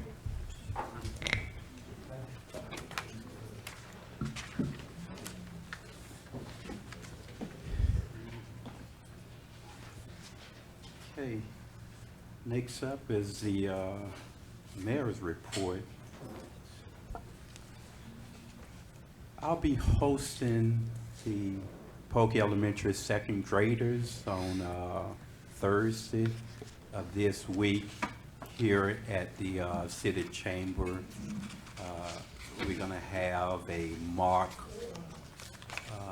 chamber commission meeting where the student will ask the mayor some community questions. I got a hint of one of the questions. One of the students wanted to know why there are no nets on the basketball goals. I'm not sure which park or which area he's referring to, but they were just trying to give him a hint of some of the tough questions that are going to be coming at the mayor. In addition to that, we're going to do a tour of the Parks and Recreation Department and the senior program. There's going to be a total of 4 classes. 2 will be in here at a time. The other 2 will be touring with city staff. So I just want to let the community know about the event. It's going to be starting at 9 o'clock on Thursday. And if any commissioners want to set up here and answer some of those questions, please feel free to come in and join in this education or presentation to the Pahokee Elementary second graders. Also, I hope to, with the commission blessing and the city staff participation again, I think 3 years ago, we did a prayer walk and a unity in the community day where we walked the community in each block of the tour, the march, we just stopped and prayed over the community. And when we reached the park, different pastors and reverends and ministers gave some motivational speak and how we can just bring our community together as one. The last time we had it was at Martin Luther King Park. This year we're hoping to have it at the Commission Park. The date haven't been established yet, but that's something I really would like to have us do again. Didn't want to interfere with any type of election, didn't want it to seem as a political move, but I think it's something that the community can certainly benefit and help us come together. In addition to that, the other annual event that we had that we didn't have last year, which we hope to have again, is our Give Back, our annual Give Back Day. And what that is just like a giant yard sale that you're not selling anything. You're bringing something to the table to give back to the community, to those who may need that particular item. Last time around, I tried to talk to and speak to every pastor that I could to kind of get the churches involved in that effort, and even the commission and the community. We had the food trucks out here. We had food for folks, so we had free merchandise for people. That we was asking, and I was asking that we don't bring things that we just don't want ourselves, that's no good. Just items you may not be using at the time, but it would be items that someone else could really benefit from. So that's two things that, you know, hopefully we're looking forward to bringing back on an annual basis to our community. And the last thing I need to just mention, at our last commission meeting, I mentioned the fact that when a commissioner requests information from the city manager, that information should be shared with all the commissioners. It may have been some misinterpretation of what I was referring to. I'm referring to reports and pertinent information that we all need to have our hands on, financial reports or reports of project status. I don't think the effort to give it to one, we shouldn't take the time to give it to all, and we should certainly need that information now. If a commission asks for the gross receipts from a football game, how much that was made from a football game, I'm not asking that the city manager have to take the time to make sure we all have that. So just for a little clarification, but I think it's really important that when one commissioner gets some information, all the commissions should have the same information. And that's conclude my mayor's report. Next, we'll have our city manager report. Thank you, Mayor. Commission, residents, visitors, thanks for coming out this evening. To the South Bay City Manager back there as well. Good to see you. I'm going to start with, well, all my information is good news tonight. We are working with an entity on the old hospital site. They've been quietly doing their due diligence on this particular location. Would love to provide, you know, some information, Mayor, Commission, on what exactly is taking place behind the scenes. But we've stumbled on this before, so I want to ensure before we make any type of announcements here to the public that this is a very viable opportunity that's going to occur here for the city of Pahokee and on that site at the old hospital site. You know that we've been, you know, as I said, you know, had, you know, several roadblocks over the years, and this is, I think, one of the best indicators that this time around we will have some success on this site for the city of Pahokee. So we're exchanging information. They're moving forward with really the federal government, if I want to put that out there, with some opportunities of funding to see to explore some type of housing on this particular site, and some other probably mixed use. But I'm not ready to talk about that yet. I just want to let you know that we've had some extended conversations. Mayor, you met some of these folks before on a tour that we took recently, and since that time, they have been very aggressive on looking at the options for the old hospital site, and it's been very. I think it would be when the time is right, something to be proud of that they're going to present here to the City Commission if all indicators are moving in the direction I anticipate. So, as it pertains to the 35 acres, some may already know that this was presented to the Governor and Cabinet today for the 35 acres. The Governor and Cabinet, Governor DeSantis, Attorney General Moody, Chief Financial Officer Petronis, Commissioner of Agriculture Nikki Freed were all present. They reviewed the 35 acres and our request for deed restriction release. That I'm proud to say that release was granted today to the City of Pahokee for the 35 acres. We requested the 35 acres be used, and they quoted in their information to the Cabinet the usage of what we anticipated it would be, and I'm just going to flip to that information.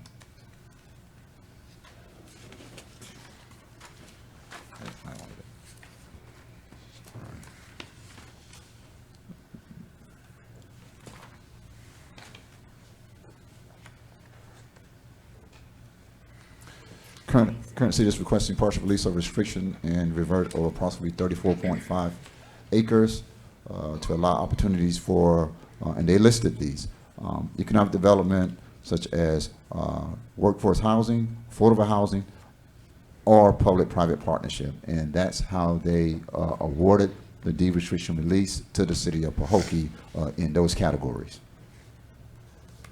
Again, that was approved today. For the City of Pahokee. That is great news because it now gives this commission an opportunity to move forward on the 35 acres at your pleasure, so you see fit for the 35 acres. So that is great news for the City of Pahokee. We know it's taken quite some time to get to this point with the Governor and Cabinet, but again, they did award the deed restriction release for those categories today.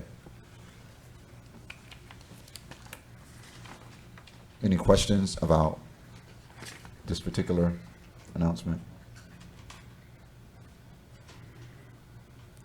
If you have any questions about the 3 leases, as you know, they're moving forward with that for October. So we have no new updates on the 3 leases, but they're pretty confident that they will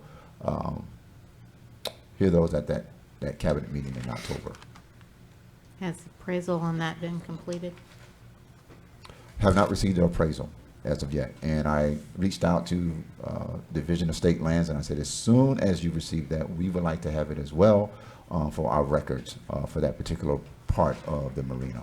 So we haven't received it. Do we pay for that or do they? Ma'am? Do we pay for that or do they? We paid for all the appraisals. They did the selection process of who it should be. They offered the vendors, the appraisers, but we had to pay for all of those services. Yeah.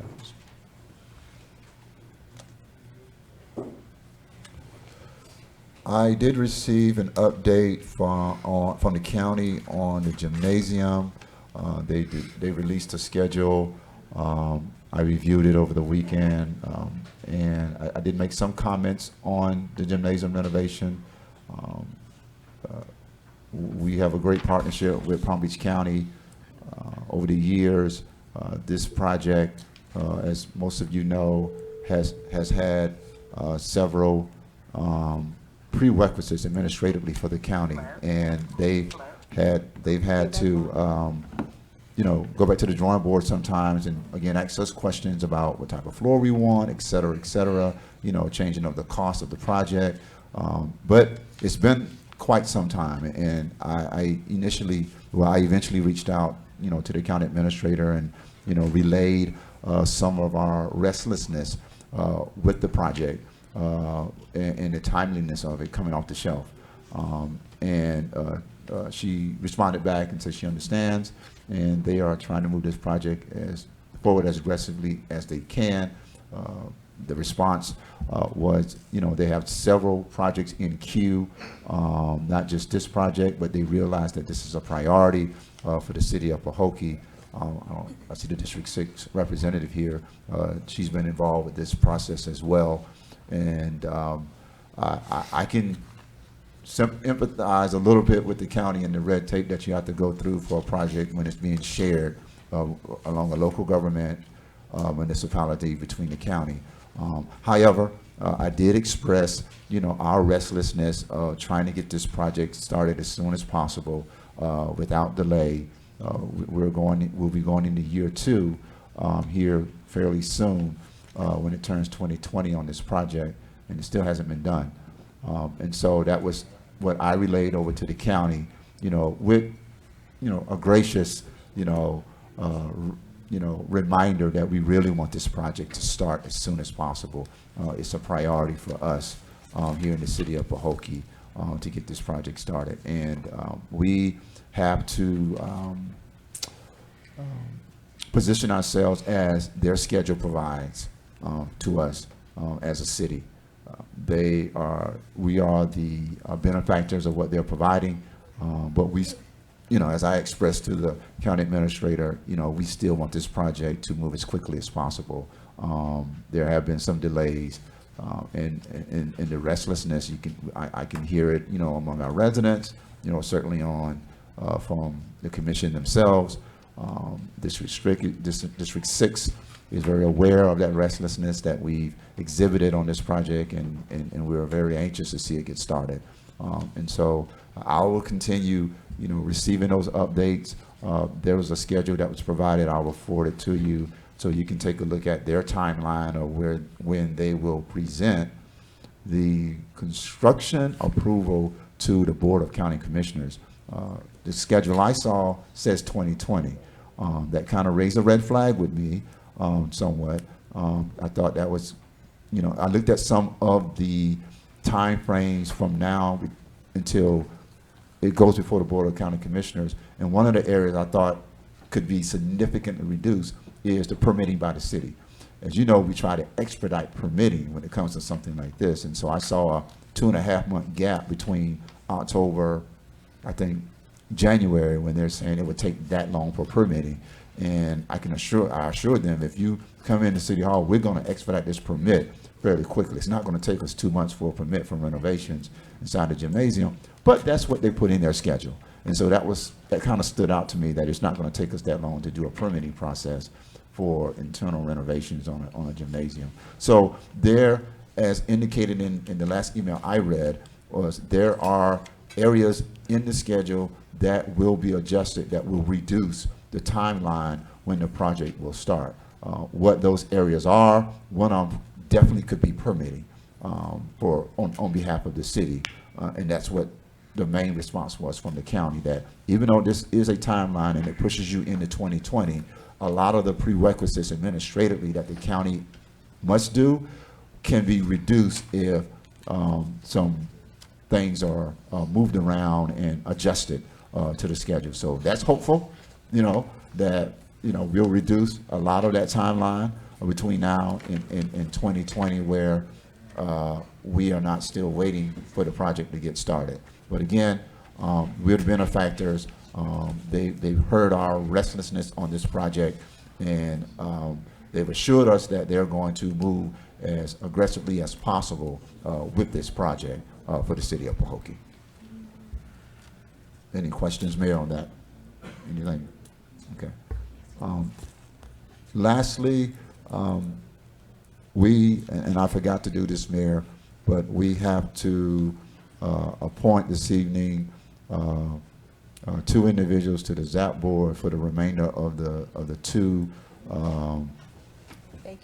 vacancies that exist, the remainder of their terms.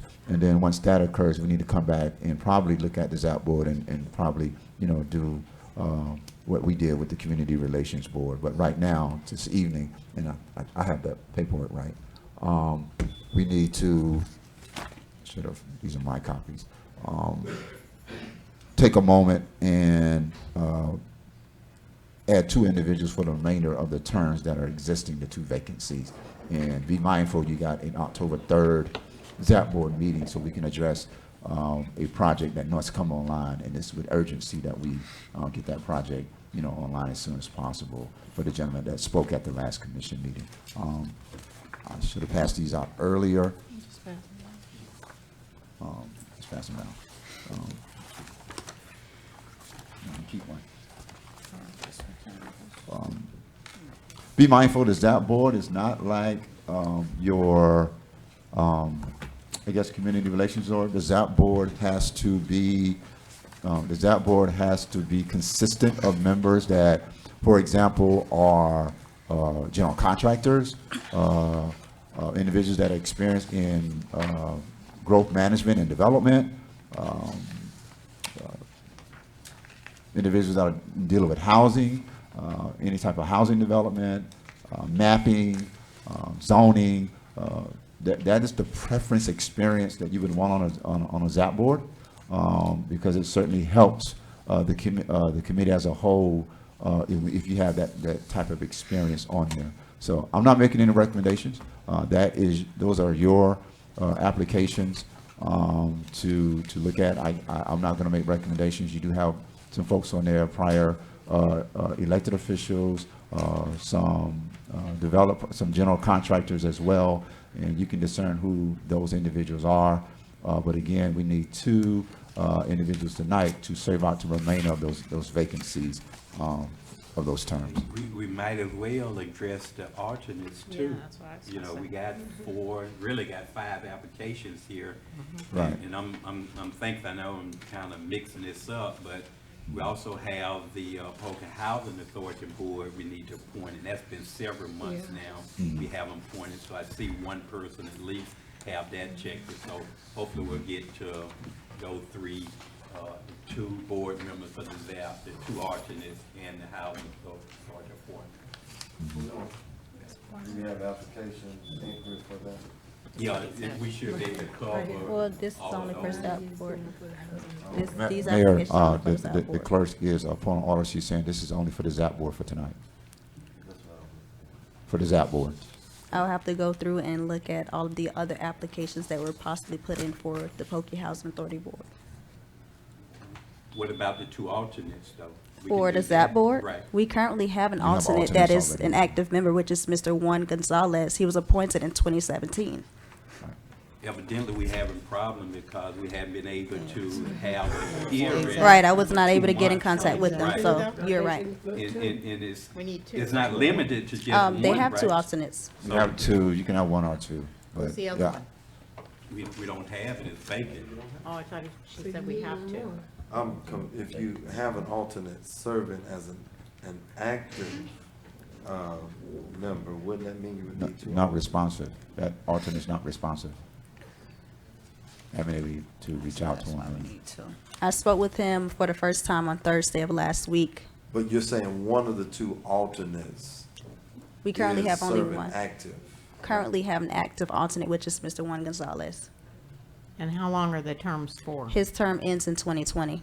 He was appointed in 2017, so he has a term of 3 years. Mhm. This would be my recommendation, that we appoint 2 permanent members tonight and also appoint 2 additional alternates. I don't think the. Was for the vacancies of the terms. One term is for 1 year, and then another term is for 2 years. Those expire in November. So Right. you're only filling that vacancy for the remainder of the term. And then you Okay. come back and reappoint. So For- let's do just the do 2 Yeah. terms, permanent terms now for the remainder of the Correct. current cycle. Shouldn't we just do 1 alternate, just God forbid I something definitely happens in think- the yeah, next that's day or exactly so the and they step. I don't can't, think we need to do. they He's can't still, get he's somebody an, for he's that an active meeting? alternate. Yeah, let's, Juan is still your active alternate. Yeah, but When you there's a appoint space these for 2, 1 he'll more. still serve as, if you want to do 1 more, Yeah, yeah, God I forbid we mean, can't get hold Yes, of them. because it's, Right. yeah, And this they is don't holding have us anybody up. and they Right. can't get this It holds us together. up. Yeah. But when That you, way when we're you just appoint covering all these the 2 bases. to serve the remainder of the terms, you'll have a full board plus an alternate. But I understand what you're saying, Commissioner Bowman. Yeah. okay, let's start with the commissioners. Let's For the alternates, not the alternates, the board members that would serve the remaining 2-year term, if we can look over the application, someone make a motion for that, and then we'll move to the second one, which would be the remaining 1 year. He's So the the one-year motion is term. to, Yes, he's the one-year to term. go ahead and to name the one. Right. He resigned. But just one of Mayor, them, we Mayor, choose. I'm sorry, my apologies, one more time. Martello was on the board, remember he resigned because he wanted to run for office, so he resigned, so he was on the board. But I he don't want to placed make an that clear. application. Okay. There's an application for him in there. Okay, yeah. But So he my can yet finish out apologies. his term though, because he was on the board. No, he's a 1 year. His He's a term is one- only 1 year, so Right. right now, it's vacant. Right. Just letting you know, he was on the board and he resigned, so. So I nominate Josie. For the 2-year term? For the 2-year term. Yeah. For the remainder of the 2-year term? Yes. All We're right. gonna take care of those terms first, so Oh. we're gonna do that when, in conjunction with the 1 year. But right now, And we just to got- finish, okay, I'll nominate Allie Biggs to complete that term, correct? Yeah, I need one to complete the term up to November. Okay, Remaining 1 year. Both of them But just a- expire in November. Right. okay. Yeah. So do we, You got to put your own nomination forward individually. Okay. And we can do all 3 of them together. Let's do the alternate. Well, you got to give other commissioners an opportunity Yeah, to you choose. put who they want forward on the remaining 2-year terms as well. so at this moment, we're doing the what? The remainder of the 2-year term, which expires in November, to fill those vacancies. Okay, we have 1 nomination for that 2-year term and 1 for the 1-year term, so we're just. But I'm asking- saying all the commissioners can nominate Yeah, for we those can- terms we're asking collectively. this Yeah, in they can put their addition names forward. That's what I'm nomination. saying, yeah. I mean, I think most of the time, the commission kind of respect the nomination of other, but we Yeah, can yeah, I definitely was just being democratic.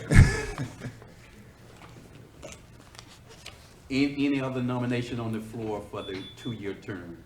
We now have 1 that was Josie for the 2-year and Allie Biggs for the 1 year. Are there any additional nominations from the floor on those 2 terms? So you need another one for 2 terms, right? No, Oh, okay. just those 2. Let's take care of the Okay. terms first. Okay. I think the 2-year and 1 year is confusing the process. Can we just say we're nominating 2 to fill the roll up to November and not really bog ourselves down? Yeah, but who would take whose seat? The term or what have you? It's the same thing. Yeah, That's what I I'm think. just The saying. way you Gonna word expire in it. November anyway, right? Yeah, they're gonna, Yeah, that's it's what I'm expired in saying. November. So it won't confuse the process. We're just saying, we're nominating 2 just to fill the Right. role to November. Yeah. So we can expedite this process and go to Yes, the that's alternate. Okay.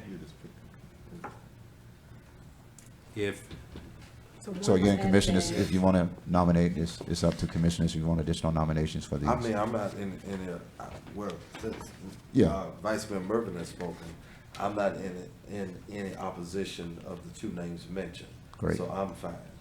Okay. Again, Mayor, these will expire, so you'll come back and you'll be doing them, so. If the commission is comfortable, okay, we had 2 separate nominations. Let's put it in 1 motion, and then get a second, and we can make a vote on it. So we make a motion then to accept Commissioner Allie Biggs and Josie Hernandez Right. to fill the staff board seats until the November expired date. Second. Been moved by Vice Mayor Mervin and properly second by Commissioner Boland that we appoint the 2 said applicants for the ZAP board. Call for questions. Hearing none, are you ready for vote? Roll call, Madam Clerk. Vice Mayor Mervin, Yes. Commissioner Boland, Yes. Commissioner Everett, Yes. Commissioner Hill, Yes. Mayor Bab. Yes, thank you, Madam Clerk. Thank you, Commissioners. Motion passed by unanimous vote. Now, let's take care of that 1 alternate so we can have some backup in case the regular member is not able to make a meeting. Let's choose an alternate here. Remember, I make a motion for, is it Xavier Wiley? saving him for the home, for the housing. I'd like to make a motion for Samuel Martello. And I'll make a motion for Brett Smith. So y'all split the three, y'all split the hairs. I guess I can say, look at look at the individuals with experience in building, planning, and construction. Yeah. General, again, I can't make a motion, but you have a gentleman there that does have experience in Yeah, he's, general real contracting, estate, yeah. building, planning, and zoning. So it's something you need to take a look at. Sam Martino. Yes. Okay, we got 3 nominations on the floor. I don't know how y'all want to take care of this. I know the chairman supposed to do this, but somebody can give me some, Well, man, I can input change on mine how to you Sam want to proceed. Martiello. Huh? I can change mine to Sam Martiello. Okay, so we Thank have you. 2 right now for Sam. I think it's Sam. I mean, it's just an alternate. I think it's Sam. Well, I mean, just to be fair, I don't know who Brett Smith is, though. I mean, who is he? He's a local guy who has a pastor. He's a pastor. Has a church. To me, if I think we have 2 for Martello. I understand, I respect Commissioner Everett. Just the speed of the process, because I think this is getting ready to be something, so. Oh. And we didn't choose, I didn't choose. I just saw the name, I just wanted. And I saw the experience too, Commissioner Everett, I did. But I also see, Mr. Martello, he's active and see his face, and then he has the experience, so I think for, do we have 1 or 2 on the floor now? Someone rescinding their recommendation or their nomination? Yeah, I rescinded mine from Wilder to Martiello. Okay. And Reverend Smith, where someone did put his name in nomination, did Yeah, you? I did. Okay. Could we do 2, or should we just? No, it's just remain- one. Just one. Okay. Let's vote on the 2 then, unless we're gonna make forth a nomination with a motion in a second, where we have 2 on the floor. We can vote on each of those 2, and whoever gets majority, we will move forward. we have 2 Martello. Make the motion, Commissioner Murray. So, Mayor, I would like to make a motion to accept, as the fill-in, that's what we're doing? Yeah, The all alternate right. for the board of, the ZAP board, Sam Martiello. A second.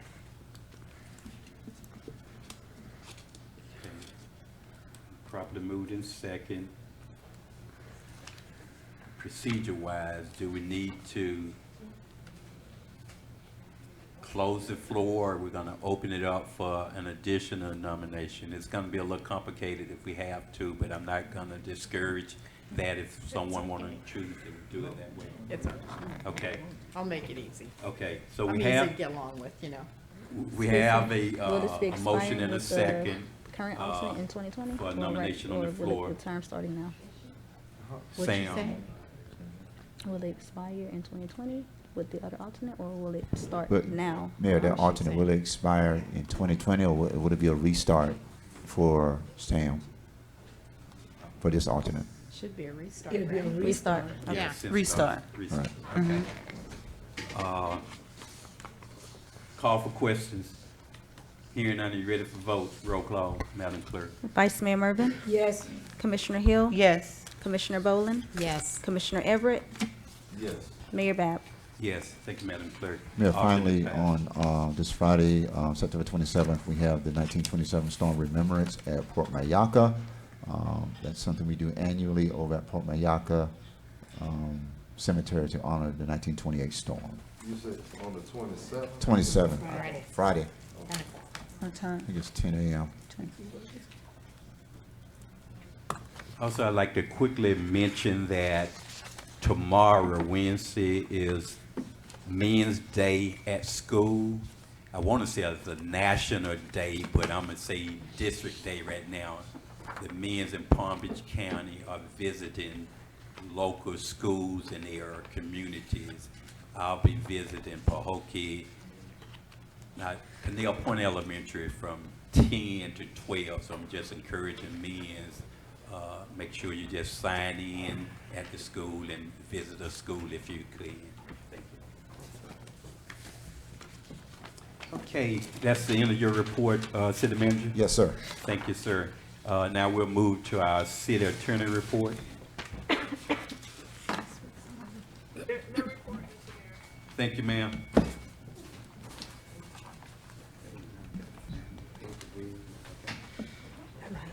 We have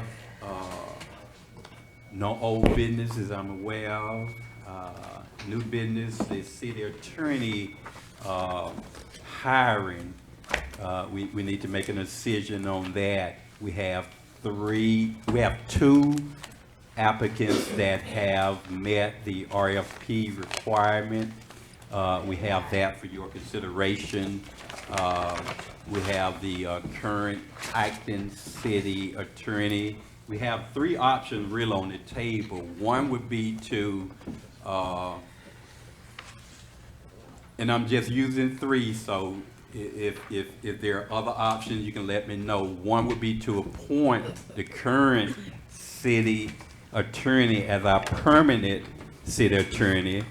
The second option would be to have both applicants make a presentation before this board, and we'll decide then.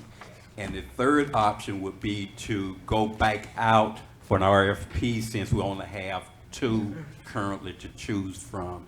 So those are the three options I'm thinking that we have or should have for consideration. Mayor, I want to ensure that we are in our proper perspective when it came to this RLI. You had more inquiries than what you received in your packet. And when you understand how an RP, an RLI, or ITV is presented publicly, you have to respond completely to the advertisement. You did have additional firms that applied, but in your RLI, you specified a qualification process for them to be qualified to be considered. We did not receive all of, they didn't comply with what your RLI defined for qualification. Now, that's where you are with the additional listed firms on this list. So why do we have one on here and not two then? It says there were two non-qualifiers. Were one of Right. these? Those were the last two. Last two. First two were qualifiable. Oh, okay. I didn't see the name up there. Right.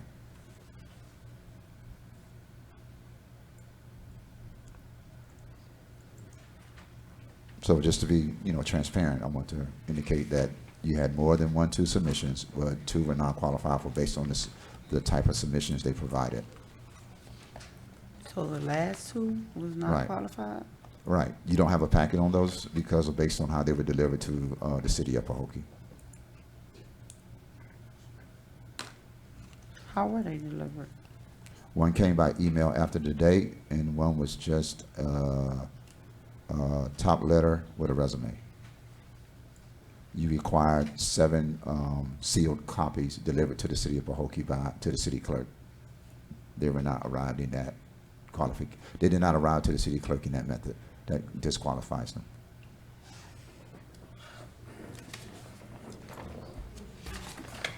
That's why you don't have them in front of you. We can't duplicate documents received in a bid for your pleasure. It has to be delivered here as received by the city clerk. Meaning I have 1 copy for the late resume, and I have 1 copy for the other firm that was delivered on time. They were not delivered in packets of 7 as defined by the RLI. My recommendation is just a recommendation, just to get us in the conversation. We have 2 applicants that have qualified based on the RFP requirement.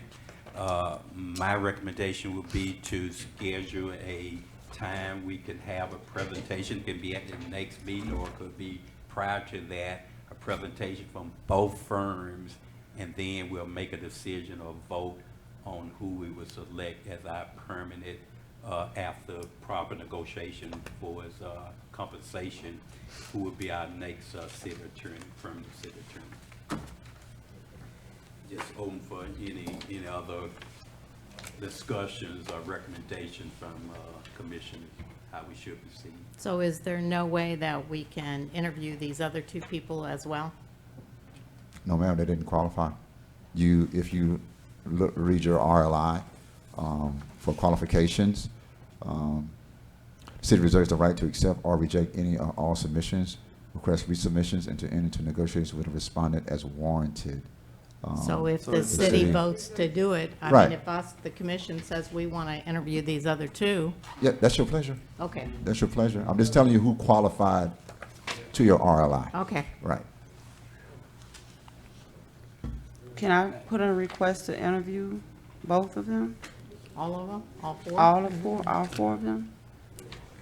We're discussing, the only problem personally I have with that is, if you establish rules in the beginning, it could really be unfair to the other applicant if they followed all of those rules to qualify, and everyone is open to interview, so you have to look at that also. It's almost like a bidding process, and you say, you got a minimum cutoff, and they don't meet that, but yet still they're able to proceed with the interview.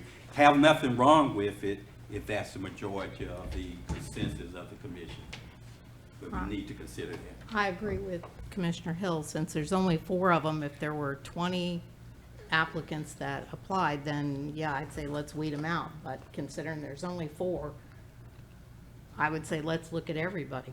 Doesn't hurt to talk. Mayor Bab, I disagree. I disagree to the fact that everyone has the same equal amount of time to submit their application. Everybody had the same equal amount of time, and they read the RLI, what the qualifications are supposed to be. It's not fair to the other ones who did do as was told. I don't see that's just not fair, because everybody had the same exact packet to fill out. So now now the other ones could say, well, okay, well, I didn't have to do all that either. Then I could just walked in there and just did this, and why put it out there? I think we need to stand by what was put out there in the RLI, because everybody had that choice. If everybody would did that, we would have been interviewing all 4 or 5 or however many it was.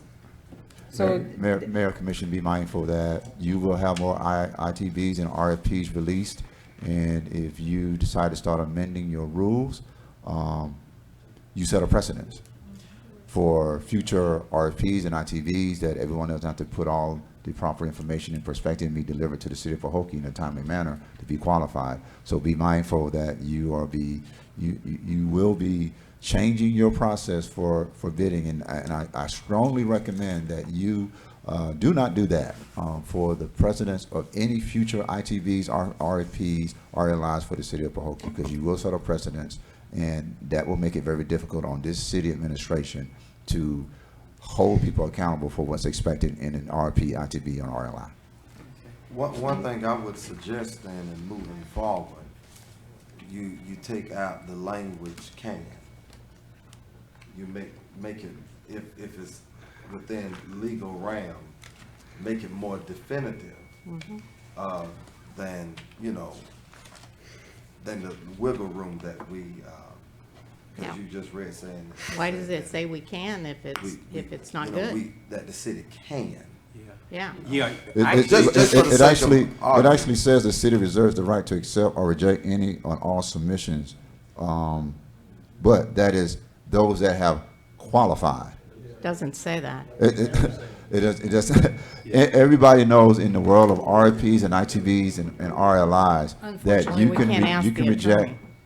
you can reject any bid that is qualifiable. One that's not qualified, it doesn't even make the count. Yeah. It's not even presented. To be honest. So you really. Well, I was just, I it think was it need to be- an excerpt was Yeah. read. I don't have it in front of me to argue the language. I'm just saying if it did say can, it can't, you know, that's a little ambiguous. I'm not arguing for or against. I'm just, dealing with this issue of semantics.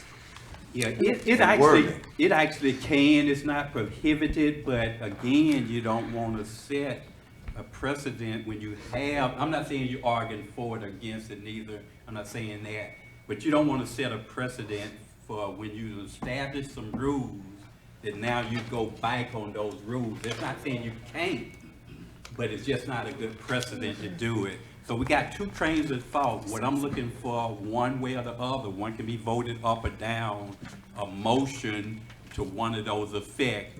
One would be to interview the two that have qualified under the terms of the RFP.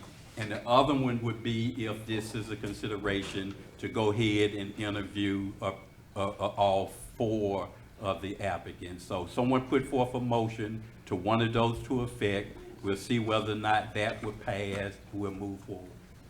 Mayor, I'll make a motion that we will interview the two qualifiers that filled out the packet as our next city attorney.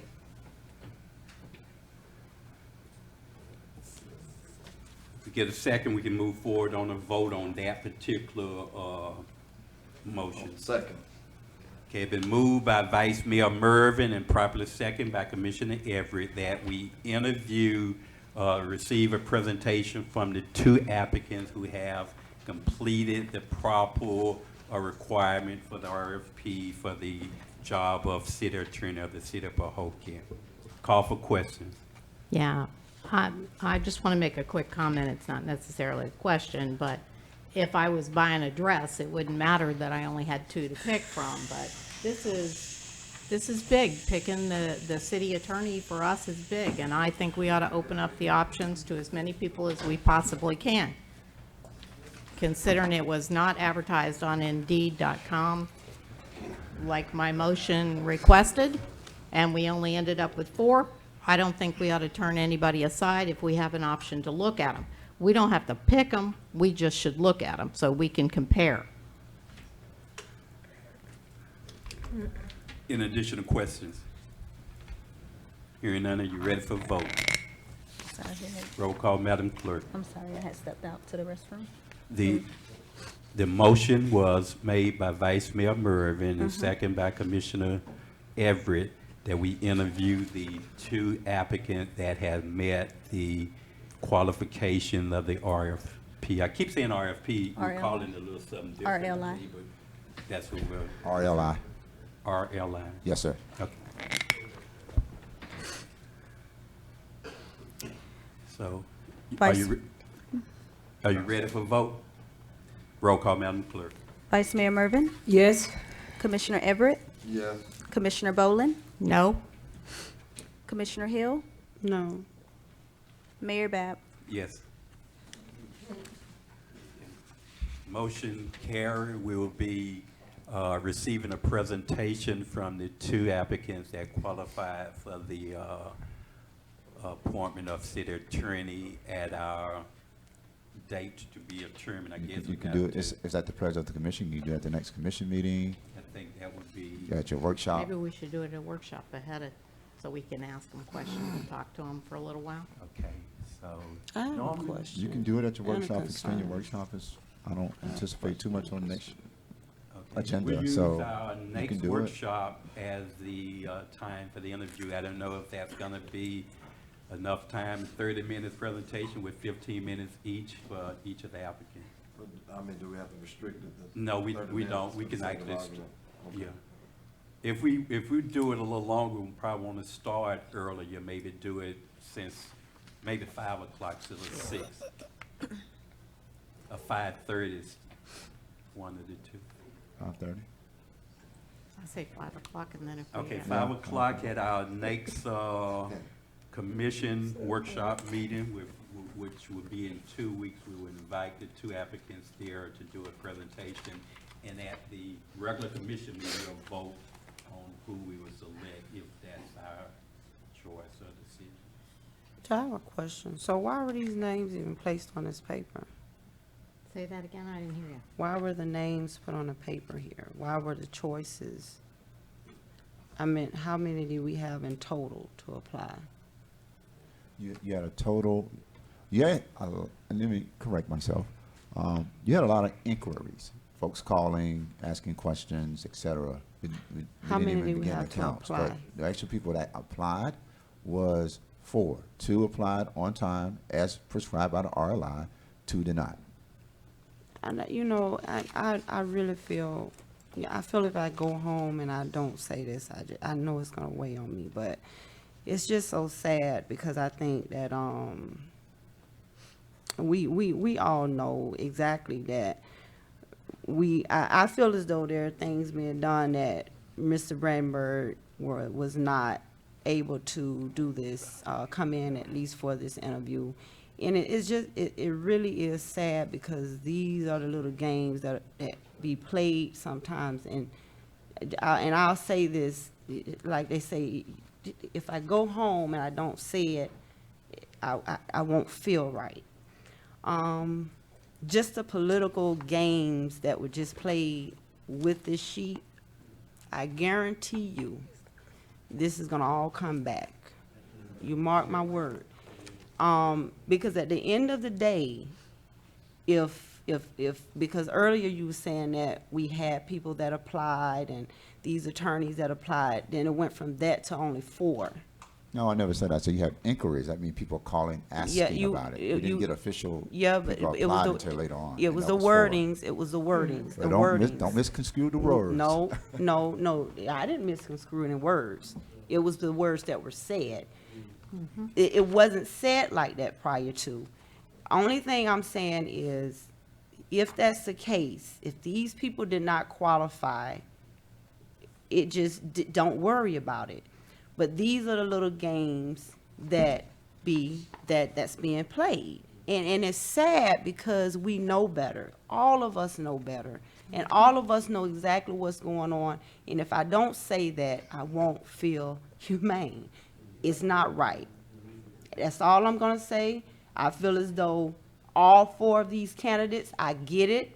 We have done things many times before, out of order, not having to do, we've made exceptions any type of way. And if you all had 2 commissioners up here that said, let's interview all 4, I just didn't see what was the big problem. But you know what? I understand now because we got to make sure Brandenburg don't talk. But that's okay. That's okay. That's fine. That's okay. He don't have to talk. He'll have it one day. It will all settle, I promise you. And it's gonna settle the right way. It's gonna settle the right way. It's not about a black thing, it's not about a white thing, it's about who can do this job and who was doing this job well, I feel. Now, I understand everybody have their opinions and they understand and they have their little spanks about certain, the attorney, but at the end of the day, right is right, and it will settle. The dust will settle, I guarantee you. We're gonna move forward. Well, Mayor Bab, if I could say one thing, I don't think it's a game being played. The thing, if you read the RLI, that's what I'm saying. It's just like when you filling out an application or anywhere you go, if you don't qualify for what the application says, you don't qualify for the position. Commissioner Mervin. Wait, let me finish, Commissioner Hill. If it asks you to bring 5 applicants or 5 resumes to the job, and you say, well, I'm not gonna bring 5, I'm just gonna bring mine, I'm just gonna do it verbally. Well, they can say, well, you don't qualify for this. It's not that we not considering all 4 applicants. If all 4 applicants would have followed the RLI as was stated, it's not fair then to whomever they're putting in the application. It's not fair to those people who did follow the procedure. That's what I'm saying. If Mr. Brandenburg or Mr. Andrew would have say here that he did his after the deadline. Come on, you have to follow procedure. That's all I'm asking. So the only thing, whether sir, you are out of order and you're not allowed to talk. Thank you. If all of these applicants would have followed the procedure, we would have been entertaining all 4 of them. It's not about who they are. I'm not looking at who they are. I'm just looking at from what the RLI, what it stated to do. If they were gonna do it any kind of way, what's the point putting out the RLI? If that was the case, I'm sorry. Let me move because we're voted. I want to get Commissioner opportunity to kind of express himself. You can do it on the comments to bring it home if need to.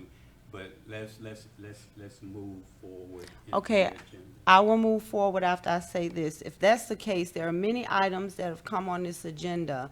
We've done things like this many times before. We've made exceptions. If that's the case, we have Mr. Global, oh God, Jesus help me, my words are just gone right now. We have Mr. Glaze Global, he's business that's been sitting here back and forth all day. We could have easily made exceptions. That's why we're here. That's why we're commissioners, just out of respect. If you have had two commissioners here that only said, why can't we interview them? What is the problem? And we all then put it on the floor as a vote. You all already know the vote was gonna say 3-2 because you all certain people didn't want Brandenburg here. But my thing is this, why is it we couldn't give that opportunity for all people to come up and interview so that we can hear? Okay, we're gonna have to move on, Commissioner Hill. We appreciate the comments. That's okay. That's okay. Okay. Chandler, you better slow down. We're gonna move to our citizen comments and general concerns. City clerk, at this time, do we have any comment card completed? Yes, sir. The first one is from Mr. Esteban Cardenas.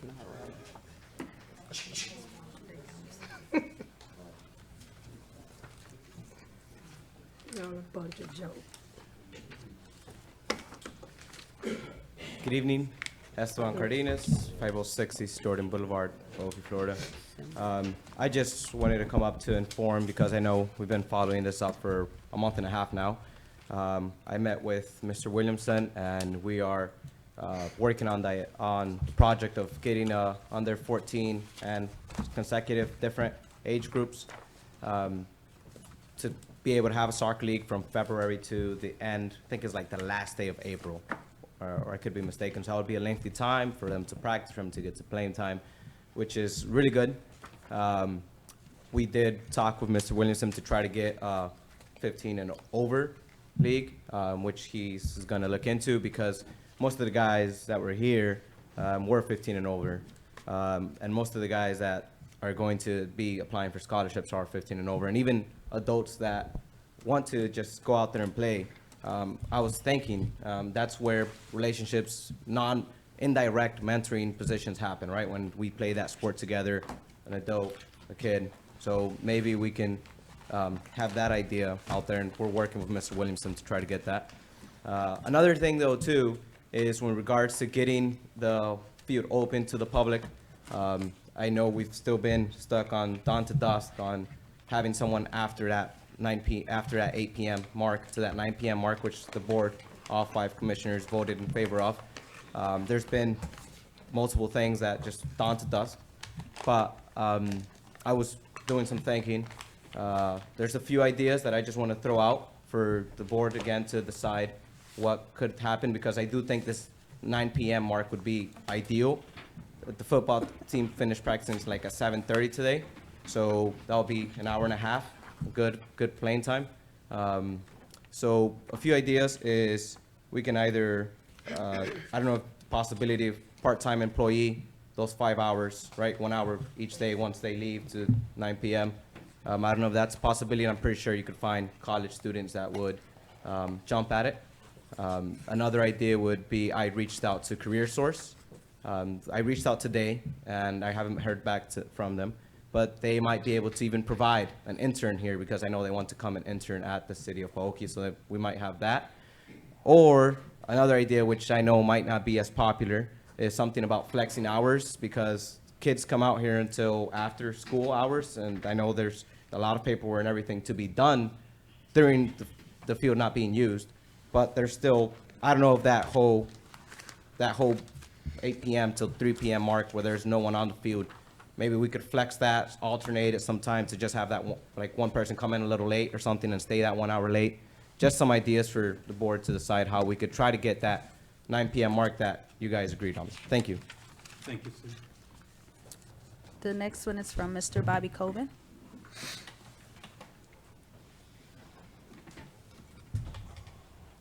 Bobby Colvin, 3096 Bacon Point Road. Before I start with mine, someone handed me a sheet that says, ask if the restaurant will be completed in 10 days. I've asked. But what I wanted to say, with this ordinance 2019-02, I want a copy, and I hope that there will be copies in the next meeting for everyone to have. This thing hit me totally negative. The details were glossed over, and we can't see those details. I hope this thing doesn't give the city manager more power. I feel like he's got enough power now, maybe too much. And matter of fact, for 4 years, this commission has told the city manager what to do, and the next meeting, he would come back and he would not have done what you asked him to do, time after time after time. I hope this doesn't give him more power. I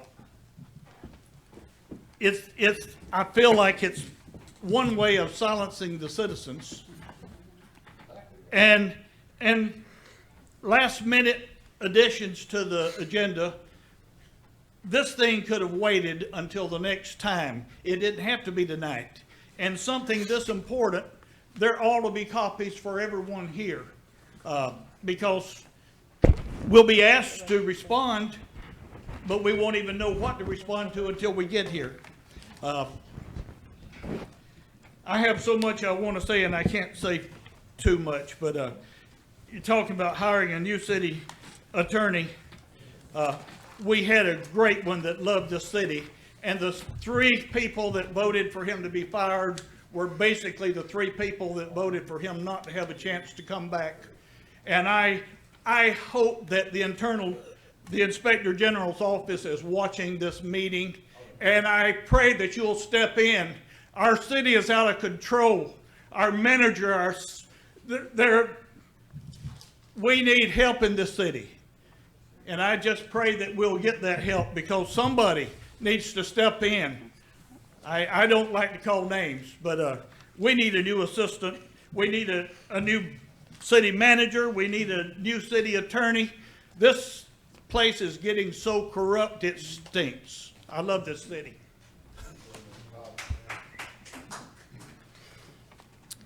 The next one is from Mr. Colin Walks.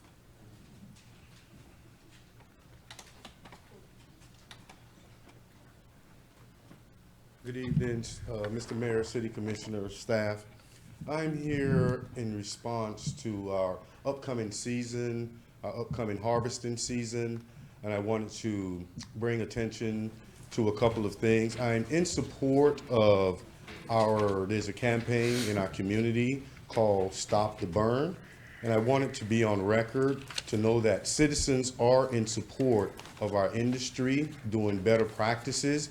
No one is trying to put our industry out of work or out of employment, out of production, but we as citizens here in the Glades area, we expect for our industry that we love so dearly to work with us and come and hear from us, the citizens that want to make sure our city, our citizens are safe, and we're practicing safe practices. Things that the city should consider as we come into our harvesting season.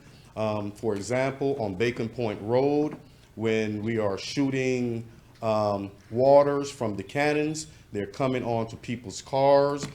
We know that water is coming from canals that has herbicides, pesticides, insecticides, and they're being sprayed on our citizens. If we can work with our industry to encourage them not to shoot the water onto citizens as they pass by, that would be a great practice for our industry to start practicing.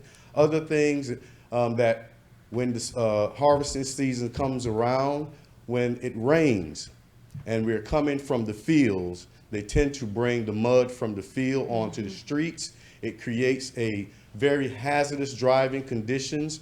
For one, I have a new driver on the road. My daughter is now a driver. She's young, 17 years of age, not that experienced in driving. And as we all know, when the muck comes from the field, it turns very hard on the paved road. So now, sometimes you may, as a inexperienced driver, can lose control of a vehicle. It's very easy for it to happen with inexperienced drivers. I would just like for us to make sure that we are holding them to an account when it comes to practices here within our city limits. We may not be able to control what happens in other areas, but just think about us as they're practicing other things when it comes to the burn. I don't know if you're familiar or know that anytime the sugarcane is burned, it has to be at least a minimum of 300 yards away from any residence. Sometimes we're burning within that 300-yard distance. So these are things that we can call them to an account on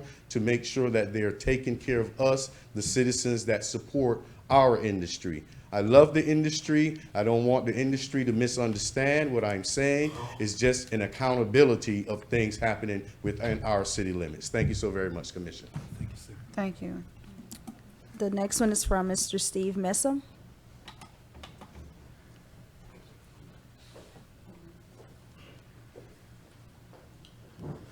Good evening, everyone, to the Commission, Mayor.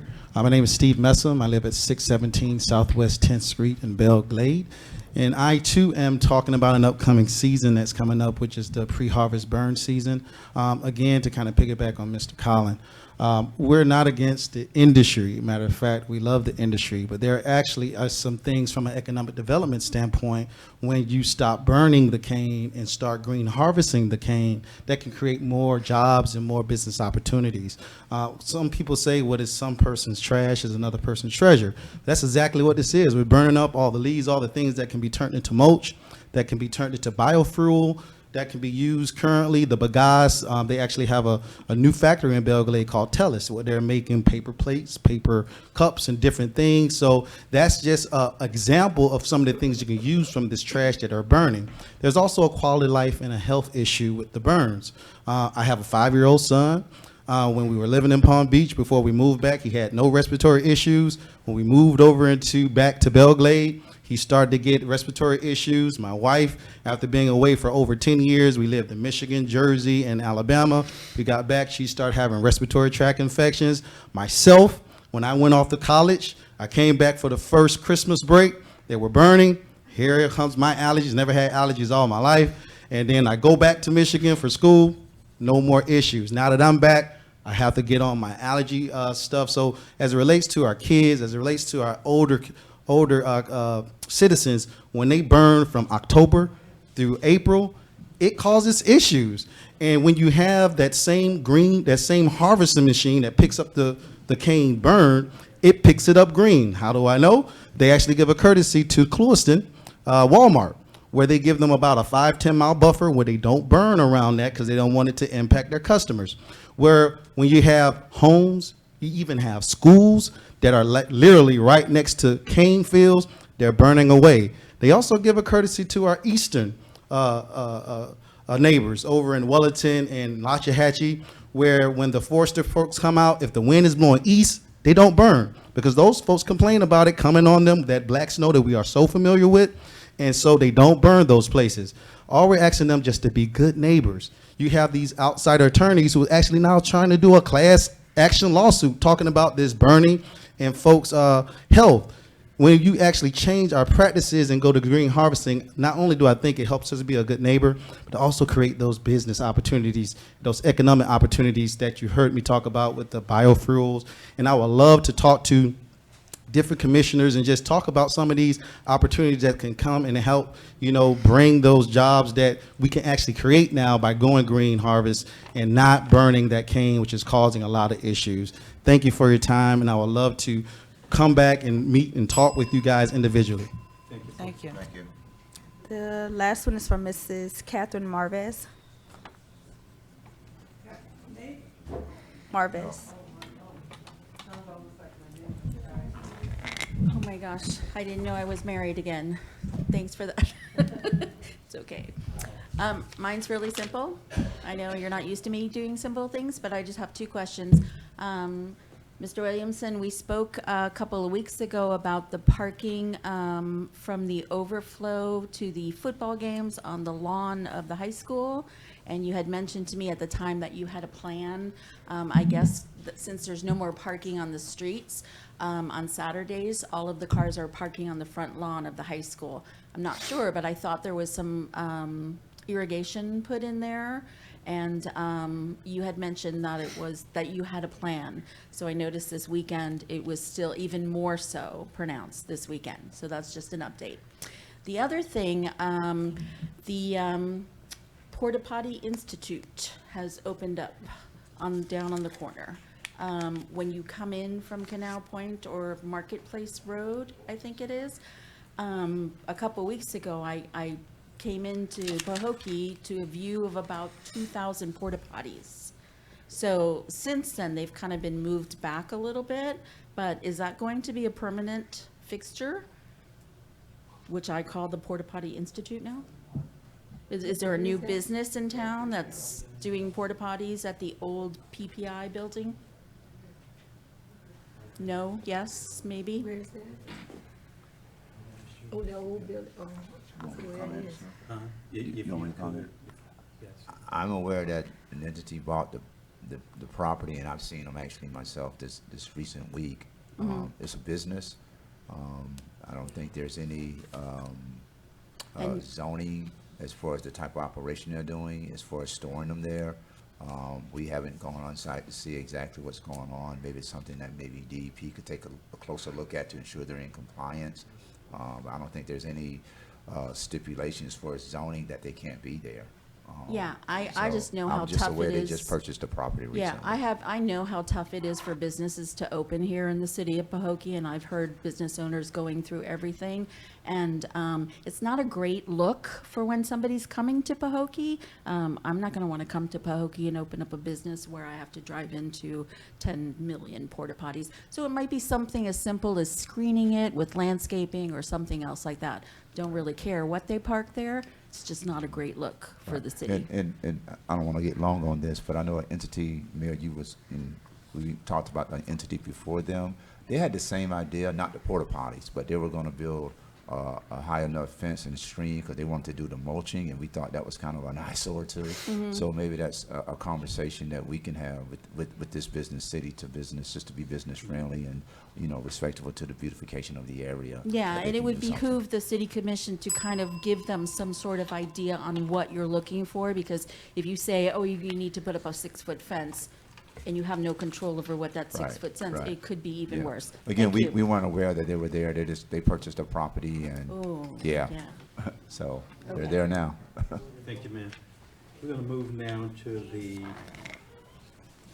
comments, correspondence, concerns of the city commission. Let's be mindful it's 5 to 9, so we can get out here in a timely manner. We appreciate it. We're going to start with Commissioner Hill and work ourselves to my right. No, good night, everyone. Thank you, ma'am. Commissioner Bowling. I just have one quick question or two. Are we talking to Green Tone?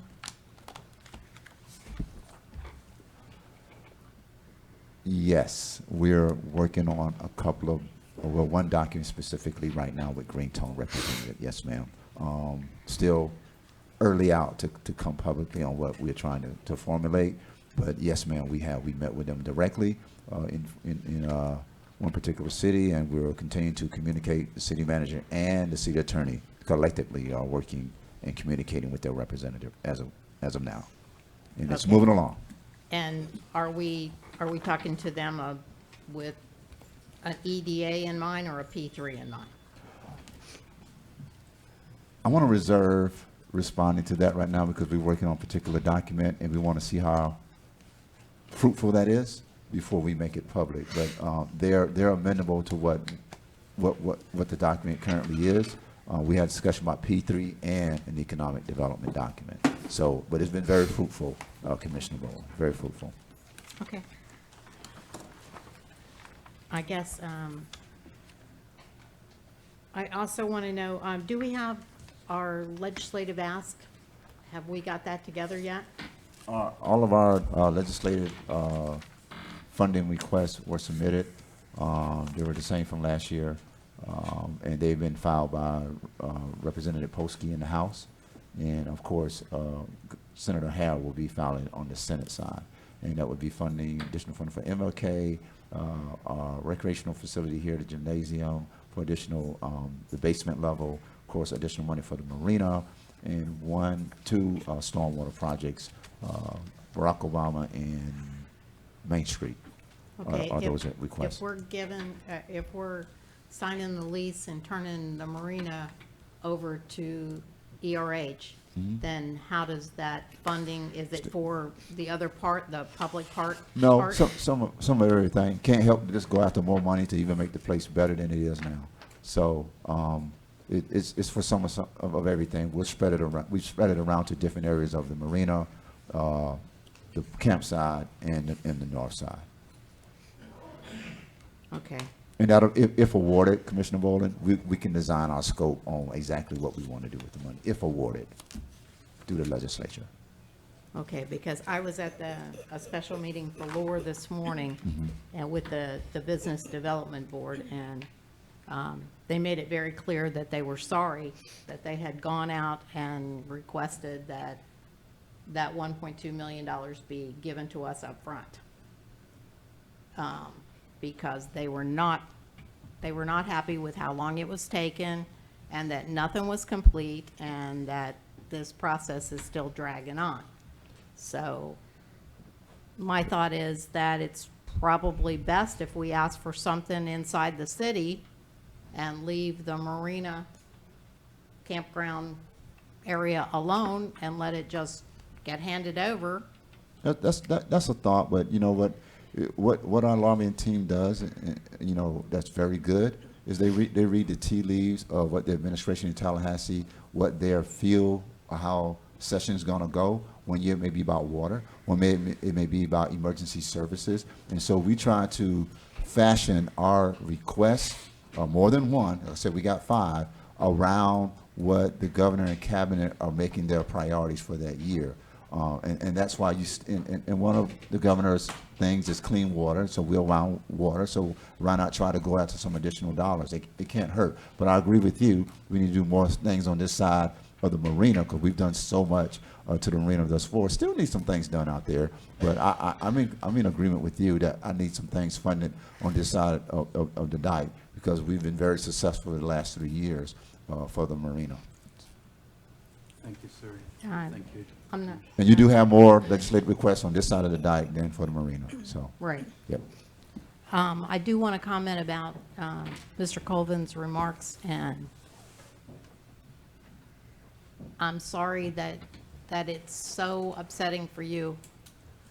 I appreciate the fact that you're at every meeting and you're very aware of what goes on in this city, and you care very much. And it upsets me to see somebody get that emotional about this up here. I think, and I want to say this, and I want everybody to understand, and I'm saying it because I know this will go out on YouTube. I think a lot of people maybe don't realize, because of the Sunshine Law, we can't really talk to each other. We're not supposed to discuss anything that has to do with something we might vote on. So what to a lot of people I think sounds like we're arguing up here, we're not. I'm not arguing with anybody. I'm just discussing. And God knows, anybody who knows me knows I love to discuss stuff. So I think sometimes we don't always get things accomplished, but I agree with you. I don't want to give the city manager or the city attorney any more power than they have right now. Otherwise, in my opinion, and this is just my opinion, I don't see a reason for us to even be here. We might as well just turn it over and let them run it. People elected us to make decisions and to move forward with this city the best way that we know how. I don't know about anybody else, but when I put my hand on that Bible and I swore that I would do the best for the city, That was the most important thing I've done since I got married and swore what I swore then. So I think it's really important that we all understand that we need to pull together, and I don't know how to make this happen, and I don't see it happening. I'm like you, I only see it getting worse. Instead of us, when, like you said, when we ask him, the city manager, for something, we don't get it. The mayor said it himself. We ask that every paper that's given to one is given to all. I don't see where that's a big deal. It doesn't happen. This ordinance that we have tonight, it says that all of our questions have to be directed to the city manager, and we'll get an answer at a later date. Now, I have a hard time as a commissioner getting answers, so I can only imagine what it would be like for anybody else. I really, really think it's time for us to hold staff accountable. They work for the commission.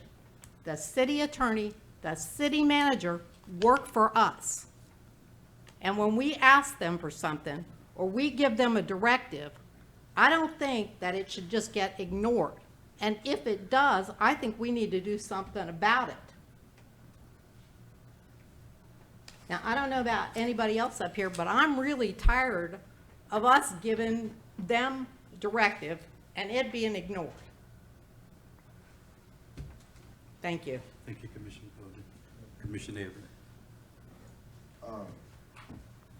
I jotted down something. I think it's noteworthy for us as a commission to recognize the efforts of our local schools in the Tri-City community. Nothing financial, maybe just a plaque of recognition. Since 1999, public schools were held to accountability measures via state assessments. And this current academic year, looking back at the past academic year rather, our area did something in this 20-year accountability stretch that hasn't happened since 1999, and that was that all of our schools scored a C or better in terms of school rating.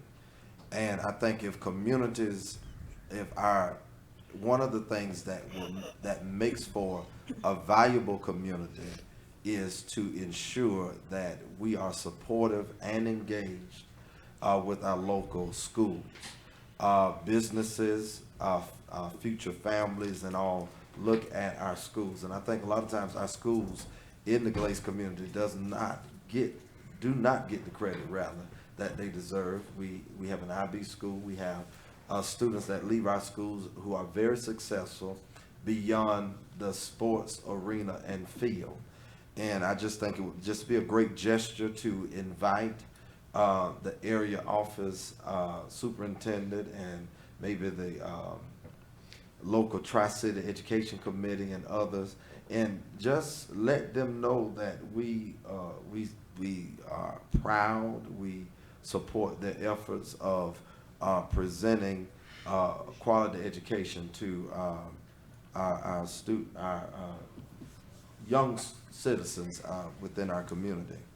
I don't know how soon we can do it, how soon we want to do it, but I think it would be noteworthy to recognize those efforts. Also, I'll get with you, Mayor, one-on-one, but this year as to how could we do it, maybe in a resolution, but this year marks 400 years that the first group of African slaves struck the soils of America, and just we recognize different things as they come up, and I just thought that might be noteworthy as well. There's some things I could say with regards to assumptions, assertions, or what have you, but I'll reserve it for later. Is it 400 years this year or 400 years This next year. year? This year. Oh, I was going to say maybe you could do 16-19. something in February, but. 16-19. Okay. Thank you for those comments. Vice Mayor Murphy. Mayor, I just have one thing just to piggyback on the Tri-City Education will be coming in October to one of our commission meetings to talk about the progress of the schools. They will be coming in the commission meetings in October. And if you have any child, I know my son is gonna be tested in 4 subject areas. And they come off the ground running, so, our kids, may be different than charter and private. Our kids within the public sector, go through some, rigor. And I think the accomplishment of the local schools is definitely something that we need to, definitely highlight and celebrate. First time all schools, were removed off the bad list and received the grade C or better. Commissioner Evers, so we won't lose track of that or get off subject from that. Let's put that in form of motion that we present the regional area school district with a proclamation or a resolution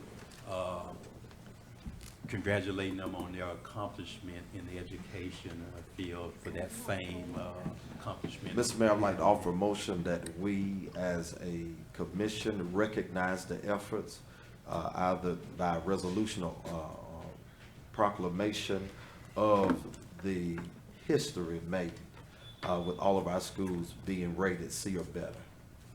Second. It's moved by Commissioner Everett and properly second by Commissioner Keel for that motion. Call for question. Hearing none, are you ready for vote? Roll call, Madam Clerk. Commissioner Everett, Yes. Commissioner Hill, Yes. Commissioner Boland, Yes. Vice Mayor Murphy, Yes. Mayor Bab. Yes, thank you. This meeting is now adjourned.